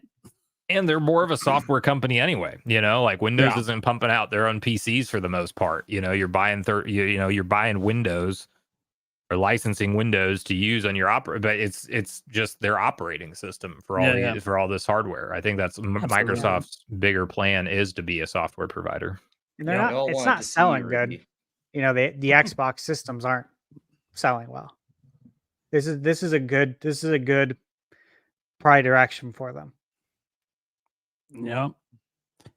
Next up we have another $5 one from Backer. So I hope they announce Pokemon Day Pokemon Coliseum remastered or Pokemon Battle Revolution remastered, and hopefully Black and White 3. Man, you really want a lot. You're asking a lot for definitely hyping irresponsibly. I love it. That is the ultimate hype irresponsibly. It's a big Pokemon Day right there if we got all that. That would be sick. Coliseum Remastered is a good idea, though. That would be pretty cool to see. Yes. All of them would be really cool. Well, yeah, all of them would be cool to see, but still. Who wouldn't want that stuff? All right. We have Legendary Bastard wanted to make sure Sombro Nation knows that he loves your videos. Thanks, Legendary Bastard. Shout out to you. Appreciate your support. And thanks for sending the money to my channel instead of his. Thanks for the support on Nate's channel. I appreciate you. Taker610 as a question here says, does Nintendo fail to iterate because the innovation they do bring only lasts a generation like Wii? The Switch concept hasn't gotten stale like Wii. I mean, I guess in the past that there is a history of like their iterative systems, right? Like just don't do as well, even close to as well as the original. Yeah. And I guess that's probably more what this is aimed at. Like Switch doesn't feel stale, but could Switch 2 reach the same heights? And I think that is a fair question to ask because, I mean, look at the heights this is at. We're talking about one of the greatest selling systems ever made in Switch. So could end up being number one someday. It's already Nintendo's most successful system. And I know DS technically sold more units, but way more software is sold on Switch by like over 400,000 at this point, or 400,000. So I'm sitting here like, or million. So 400 million. Yeah, it's 1.3 billion. So 400 million more software is sold already on Switch than on DS. So it's by all accounts their most successful platform, and Nintendo is apparently the most profitable and biggest they've ever been, according to all the metrics out there right now. Now that's not just the video games; that involves the movies and the theme parks and everything. But still, it is interesting. Like, can Switch 2 even hit? Like, is it even possible? I mean, like, Sony's never gotten back up to PlayStation 2 heights. Even if you look at like the NES, and correct me if I'm wrong, but if I recall the NES to the SNES, Super Nintendo didn't sell as well. No, Nope. not But even in our hearts, right? Super Nintendo's it sold one of 25% one of the less. best of all time, right? But it's usually if it's not a big innovation, it's not going to sell as well. But then if you look at something like, okay, then we went SNES to 64, and that even sold less than the Super. Yeah, there's a lot of reasons for all this. The NES was basically a monopoly almost, right? The Super Yeah. Nintendo had a lot of competition to Sega Genesis. Really. The Atari wants to have a word with you. I said Turbo basically. graphics. I didn't see There's 100%. a lot of systems back then trying to compete with the NES, and it wasn't even But close. yeah. but it wasn't close exactly. No. Sega Genesis provided a lot of competition, so people had options. Significant options. In that era, Sony came out. Well, first off, the Sega Saturn bombed, but it came out before all the other consoles. Then PlayStation 1 came out a year before N64, if I remember correctly, and it was a cheap console. And so Nintendo at the time, because they were very elitist at the time, right? They felt they had such control. They had strong restrictions on third parties. seal of And so approval. there was a mass exodus. A whole bunch of third-party companies saw, oh, we can put our games without these restrictions on PlayStation 1. It's a very cheap system. There's a lot of hype going into it. It's the new, and for a while it was the new tech because Nintendo took their time moving on to N64. And discs And- were way cheaper for And the them. discs were way cheaper, right? And they also could store a lot more data. So a lot of developers felt like they had a lot more flexibility with what they could do with their games, even though PS1 from a 3D tech perspective was very limited compared to N64. And so Nintendo lost a lot of third-party support. That was the beginning of Nintendo having terrible third-party support. And the PS1 had just so much momentum, and N64 was so expensive, that they saw an even bigger drop-off. And then GameCube, they had a branding problem, right? And then the competition got steeper because PlayStation grew, and Xbox also entered the foray, right? And what's really interesting is you mentioned how like Sony hasn't been able to replicate a PS2 success. There's a big reason for that. And that's Mhm. because the main reason people bought PS2 was because it was a DVD player. It was And one of the music player. first. It It did was, both. it was one of the first DVD players and one of the cheapest DVD Cheapest. players. Cheapest was by very far. cheap. Yeah. And it just so happened to play Video games. games. Like Yeah. not cheap Oh, yeah. games, the best of the best games, and more so than anyone Yeah. else. And it came out in the year 2000, before GameCube, before Xbox. So Sony kind of claimed the generation before Nintendo and Xbox even had a chance. Struck gold with that. Yeah. Yep.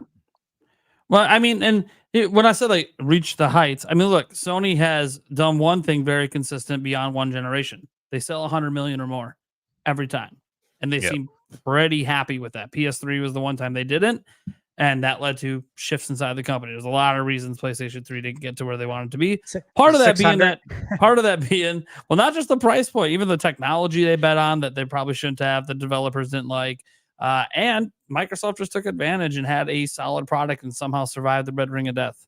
I thought that was the big thing that everyone thought was going to sink Microsoft. And then, nope, they overcame that, released new and better systems, and developers just kept loving to make it on more PC-like hardware than on this cell processor that is way different than anything else in any product anywhere. It's not like ARM on Switch. There's literally devices using ARM all the time. Apple devices are all using ARM. Yep. Like, it's a very popular CPU process. It's used on a ton of mobile phones and stuff.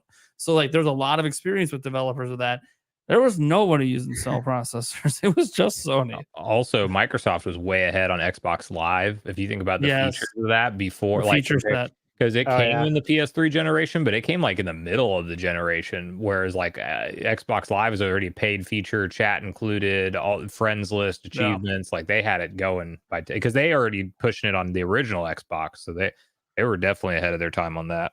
So I to answer the wanna question, clarify something real quick though, Yeah. because Doggy pointed out that the PS1 was actually more expensive than N64.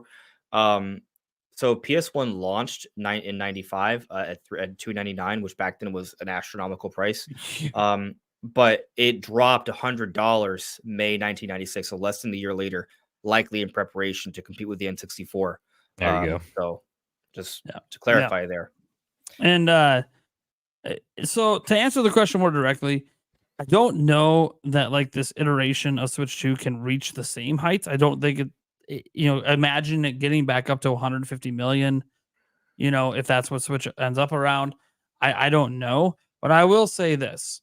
I don't think that's what needs to happen for this to be considered a successful iteration and for them to continue iterating. I think if this thing hits 100 mil, 110, 120, Nintendo, they ain't done. They're going to keep it going. Yeah.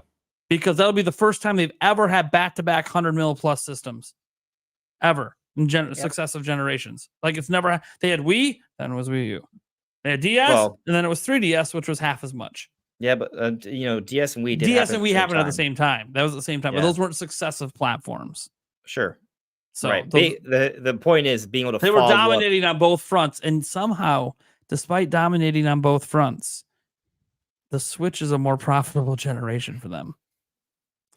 Could have to do with the fact that, hey, they're not selling their video games at $40, $30, $20. Well, They're all they 60. don't. There's Some no, are 50. no price drops, right? Games maintain valid system has made. This is Oh, and the unprecedented. thing about it, Pokemon games are all 60 each. Actually, here's when it's insane, right? So I after Doggy pointed out that I had a little I got something wrong with the pricing. I went and looked at all the price history of price cuts, right? And so like I'm looking here and I'm just seeing every console had dozens of price drops throughout the generations. Switch. Switch has none. No. Yep. That Switch is going to hold on to that price all the way till they announce that new system. And even then, they still might wait till the system actually releases. Yeah, I mean, I guess Wii U had a minimal amount of price drops because they. I don't think they.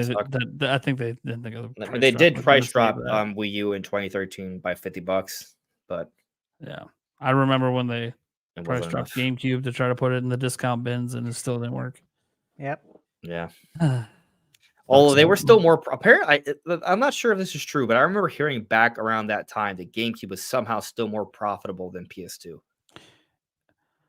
That I have no idea. I don't know about that. Nintendo either. was profitable. Yeah, it sounds like such a stretch, right? Like every console for Nintendo was profitable except Wii U. That's the only system they legitimately lost money on.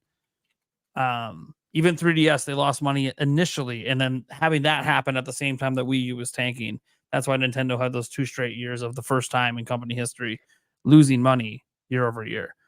But not just losing money year over year. They were in the red. They were literally in the red for 2 straight years. Nintendo's never had that happen. But that's because 3DS had a rough start, and then Wii U didn't really ever go anywhere. I remember I got that 3DS on launch day. Yeah, 3DS was obviously overall profitable.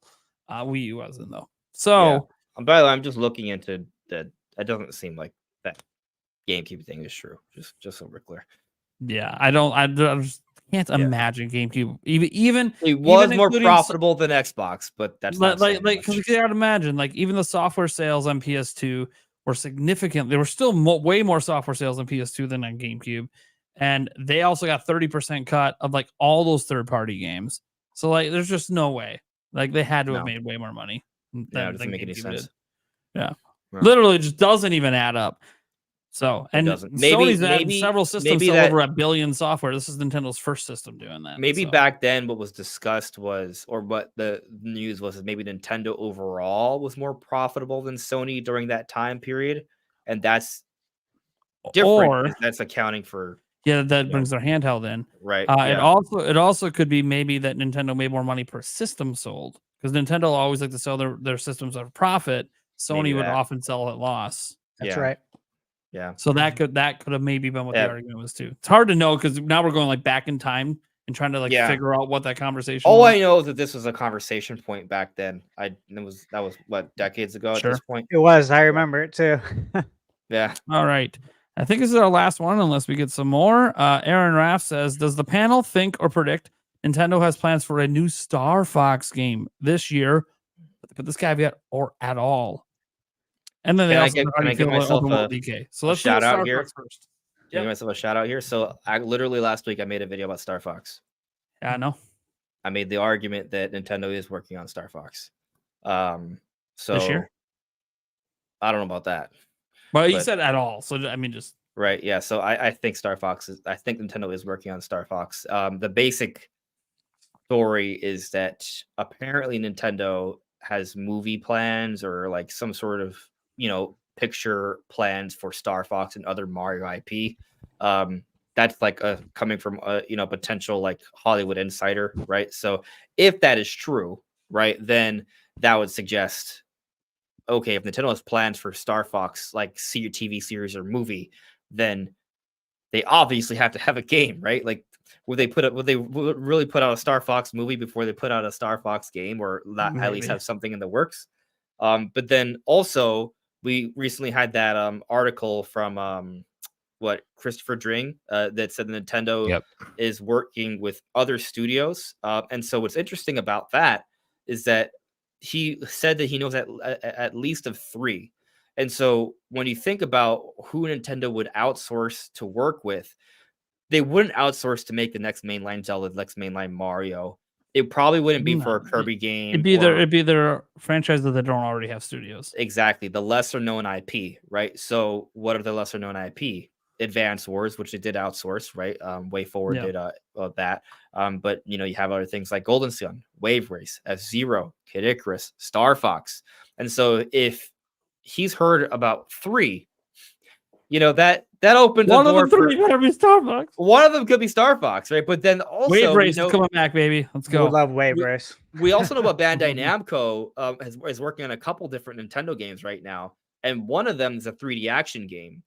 And there's only a couple Nintendo franchises that fall under that genre technically, and that's Star Fox and Kid Icarus. Now, if you want to be really broad and just say any game that's 3D and has action counts, you could. But typically, when you say 3D action, you're referring to a certain genre. So there's an optimism that Bandai Namco may be working on either Kid Icarus or Star Fox. So putting that all together, plus just Nintendo's not going to just give up on Star Fox. They usually do something Star Fox related every gen. We didn't have a whole game this gen, but I feel like, Switch 2, there's a really, really good chance we're going to see an actual Star Fox game. I am going to go in the opposite direction and say I do not think they are working on a Star Fox. This is bait. It's bait. It's not because I don't want it. I just don't think they are. And I think what might make them be is if they do a TV show or a movie for it, and they could find success somewhere else with the IP. I don't think a game would drive people to I don't think Star Fox is popular enough to drive people to go to a movie. They have to sell Star Fox the movie or Star Fox the show on the basis of the show or the movie. And that's assuming that even happens. We don't even know. Right. If That's a even rumor. happening. It's a rumor. So, but I'm just gonna go, and that hurts me because I love Star Fox. That hurts me big time to even say that. But I do think something like a Kid Icarus. You don't even think we get a remaster? They didn't even bother with 0. So I'm just I know. Well, but Zero's a terrible thing, but why would they remaster that? That is not a terrible Well, game. it's sold Just- terrible. It's not necessarily Oh terrible. no, Star Fox Zero's bad. it's not Well, bad. it's For not. a Nintendo game, it is bad. Well, they really went too heavy in the reimagining of the Star Fox 64, but then using the Wii U gamepad, it has its problems. I want to point out something. When Star Fox Zero first came out, I was younger then. I actually made a review of that, and I gave it an 8 out of 10. I regret giving it an 8 out of 10. I was on that, Nintendo. Here's the problem. Right. If they It's a fun remaster game. anything, all they're gonna do is just bring back the 64 one again because that's the only one they ever bring back. Because it's the only Over one and that they over. know is Yeah. ever gonna sell. And Here's I a don't crazy need little that. factoid. I don't need that. Star Fox 64 sold over 4 million copies. I'm aware. Rumble Pack. Came with the Sorry. Rumble Pack. It did when come you with the think Rumble about pack. when you Yeah. think about that, there are only about 33 million N64 sold. That's an insane. That's attack. great. Like I that's, know. I'm just Attach saying. rate. I don't need to see that. I don't need to see it again for like the upteenth time. Well, Let I'm them not bring in the trying to same say game that they back. should do Star Fox 64 again. I'm simply stating that once upon a time, Star Fox had huge selling power. Yeah, it did. They take I'd it. be curious how well it would have did if it didn't come with the Rumble pack. That was a huge selling. That's a good feature. point. Because it They- was a budget way to get the Rumble pack with a game. All right, well then, come just bundle Star Fox World with Universe with Go VR with the old headset. fan creation, Star Fox World. Yeah. Star Fox Grand Prix Universe Oh, there with you go. with There a you go. VR Bringing Grand headset Prix for 80 Do you bucks. guys think Nintendo's going to do anything at all with Switch 2 that involves any bit of VR capability? Like any toying around with it? Because if they did, Yes. that's maybe where I could see Star Fox doing well. You could argue that they did on Switch with I mean, Labo. they did. They Yeah, factually they did. it on Switch. They did. Labo. Yeah, And I think it'll be think something they could better do than something Labo. bigger. Yeah, I think they could do something bigger as a peripheral or something. I think they've had so many like different VR patents come out too. I've that seen yeah, those, that may not be what yeah. they do. There's And also they the whole should- Google thing. Like, and they should name it the Virtual Boy 2. No questions about it. yeah. Uh, Right But now, no, it's the Super I know Nintendo probably do Switch. something with VR in that would make sense. And if they want to attempt a cockpit style That would work. first person VR, Yeah, but it has to Star be only in black and red. I'm just thinking of an Jeez. opportunity for Star Fox to come back, because I would love to see Star Fox I come love back. Star Fox. Let's say I love the franchise. Um, I just I actually maybe I'm hope- playing devil's advocate. I just don't think it's gonna happen. Well, I wonder if the report that Andres talked about, because I talked about that in my video too, if maybe Star Fox is one of the eligible franchises for new partners to give a fresh take. I hope it's Star Fox Adventures 2 with just a brand new studio and brand new direction and see how that goes. But they have more of a seamless like adventure to the sky type of world. We'll see if Yeah, that if happens. it was not just like at the beginning at the end. Yeah, Yes. I think that would be a good blend. Something Sure. like that all around. Then to Aaron's part 2 to the question is, how do you guys feel about an open world DK? And to that, I feel good about it if Nintendo does it, but I think it gets so similar to Mario that they might not. And I almost think that the next evolution for a DK game, if it doesn't leave, I mean, it might not leave 2D, but or side-scrolling platformer. But if it does, I think it goes Kirby and the Forgotten Land style direction, almost. That different 3D type of view that's a little bit more controlled. I just think I they got to make a Donkey Kong Tarzan game. Yeah, that's what I'm There just you go. thinking. Yeah. Well, Yeah. I'm sitting the whole time like the biggest difference is the damn guy swinging from vines, baby. You know how sick that would be in a fully immersive open world? It would to honestly travel be the crazy unique fast swinging thing. from It's- vines. It would. I don't- That's- It feels Spider-Man like. Yeah, Right. Yeah. Yeah, exactly. they could do it right. Yeah, that's a good point. And that's If- that's significantly different than what Mario. Well, the thing is, we've heard from multiple people corroborate the story that Activision was working on a Donkey Kong game, Oh, literally just like that. It was Yep. canceled. all the not shit I actually got for happening. that, and I'm like, Yeah. okay, well, like literally everyone's heard about it. So what do you want? Right, me to- right, but It but doesn't. you It get got shit for it. canceled, yes, but it's like it was a thing at one point that was being experimented with. It doesn't it suck when you know you're right, the people are Yeah. like call you a liar anyway. Yeah, yeah. Oh, Yeah. because I found this footage of Donkey Kong Freedom on YouTube. Yeah, because some guy based it on the rumors, and he literally came Right. out and defended me and said, "Yeah, dude, these rumors have been around for a long time, and I built a game based on." it Oh, in you want to dreams. know what's Sorry." also even more infuriating, right? And I just mean this like in life in general. Yeah. When you know you're coming at something from a higher level of thinking, right, than just like the surface level, but people Mhm. assume you're thinking below surface level No, because you're thinking about it at an above level of like extra layers of thinking. They don't realize you're going layers above, and so they assume you're going layers below. yeah, That's infuriating. that happens a lot. Yeah. But I always try to remind myself in those moments, like, they're not in my head. Happens. They're making their own interpretations based off what is said, and it is what it is. I mean, You know, people have their can't- opinions. can't control the way people think. So, one last thing to throw out there. This one's for Eric. Taker 610. How about them Cowboys? Yeah. Oh, nothing better than destroying the Cowboys in the playoffs. And this was utter destruction. I'm sorry, Cowboys fans. I know you've been waiting like 30 years. I don't know.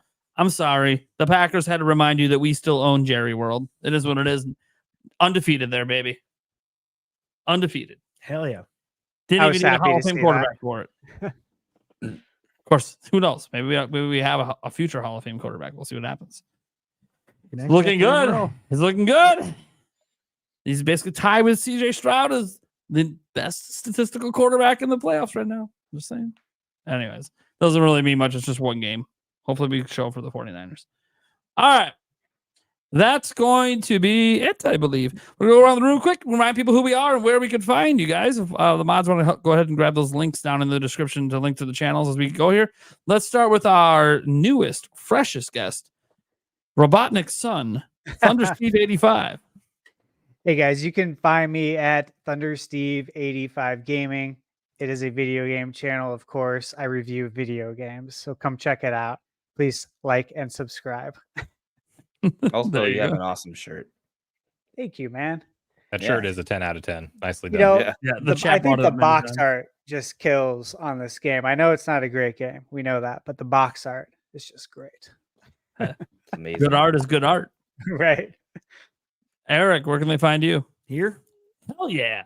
Every Wednesday, 8 p.m. Just restart. What we got going on? And why are we just waiting? I don't know. I've been waiting for a while, man. Yeah, you have been waiting for a while. Yeah. Yeah. I mean, I'm waiting for Switch 2. I'm waiting for Metroid Prime 4. I'm waiting for 3D Mario.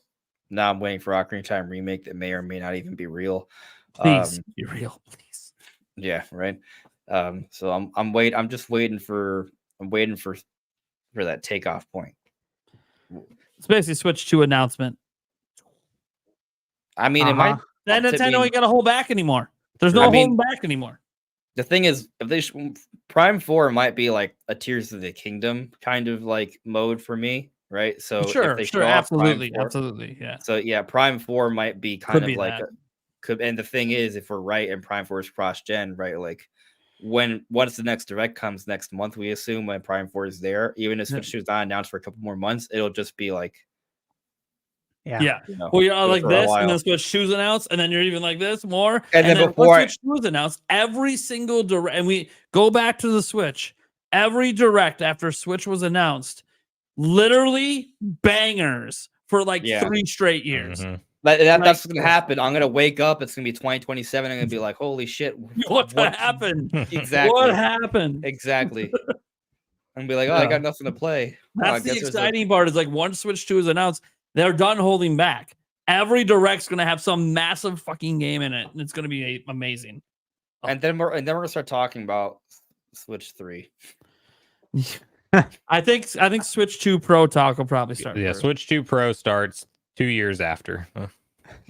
Yeah, but that I think we like, see though 2 years after is what probably going to be the light, Mm-hmm. and then it'll be 2 years yeah. after Then we'll that have where it's debate if it's another OLED or if it's a Pro. Yep. But people are gonna make And the people argument. think we should have had a Pro because, well, like I had sources on it too that like the Pro was a thing. Like they actually had dev kits sent out, so like it really was something Nintendo wanted to do. But Bloomberg's report was all right, minus the more powerful chip. If you think about it, yeah, they had all the Surface all the style other specs, right? kickstand, 7-inch OLED display, everything was Ethernet spot port. on.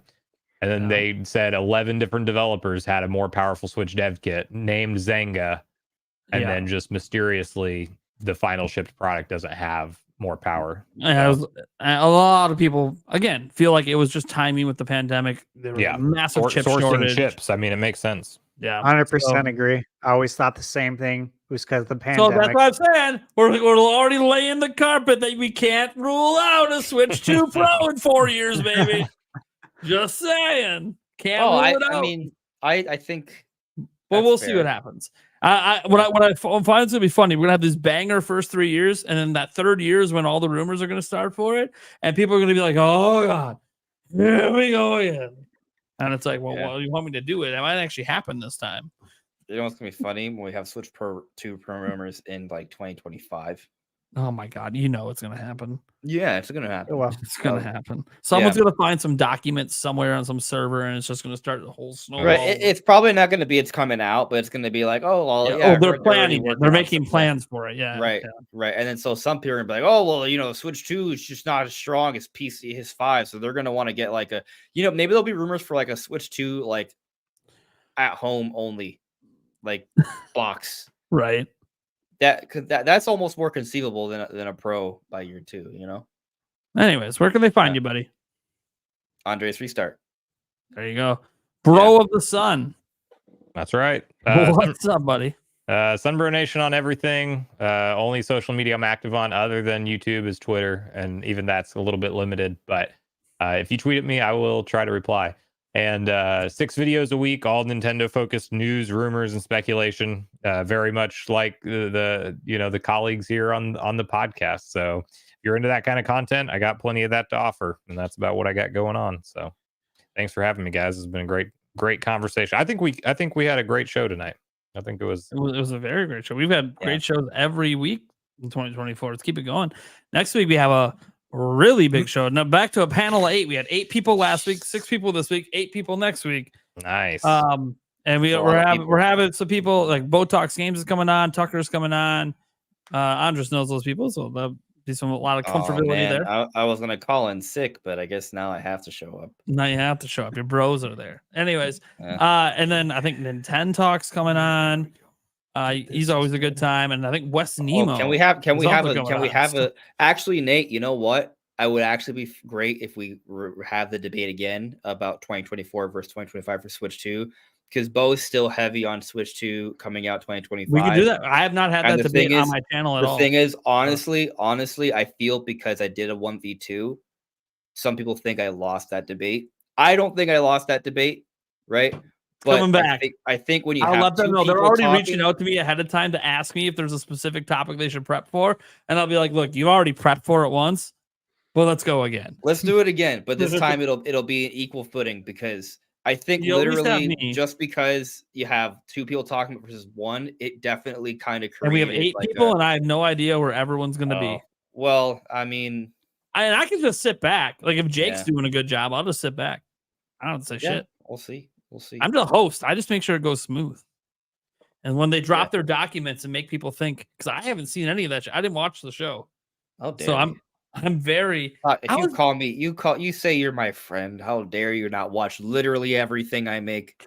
Well, how dare look, dude? When you're streaming the same time I am, what do you want me to do? No, I'm obviously. I can't tell you. Be like, you know what? You can only stream I'm Friday, Saturday, and definitely Sunday. kidding. That's I'm it. This is definitely the only kidding. times you're allowed to stream because of Well, the times I don't just, stream. just because of that, you can't stream on Monday, Tuesdays, or Thursdays anymore. Damn it. Yeah. Anyways, guys, I'm Nintendo Prime. You know what's up. Instead of advertising the podcast, I'd rather just advertise our Zelda show that we have tomorrow. Please tune in, same time of this podcast, but tomorrow, if you're a member and you want to get on the show, there'll be instructions on how to get on the show tomorrow. So talk some Zelda. And the big thing is, even if you aren't a member, still join for the really worthwhile discussions. We'll still be doing our shots for super chats, or at least I'll be doing them.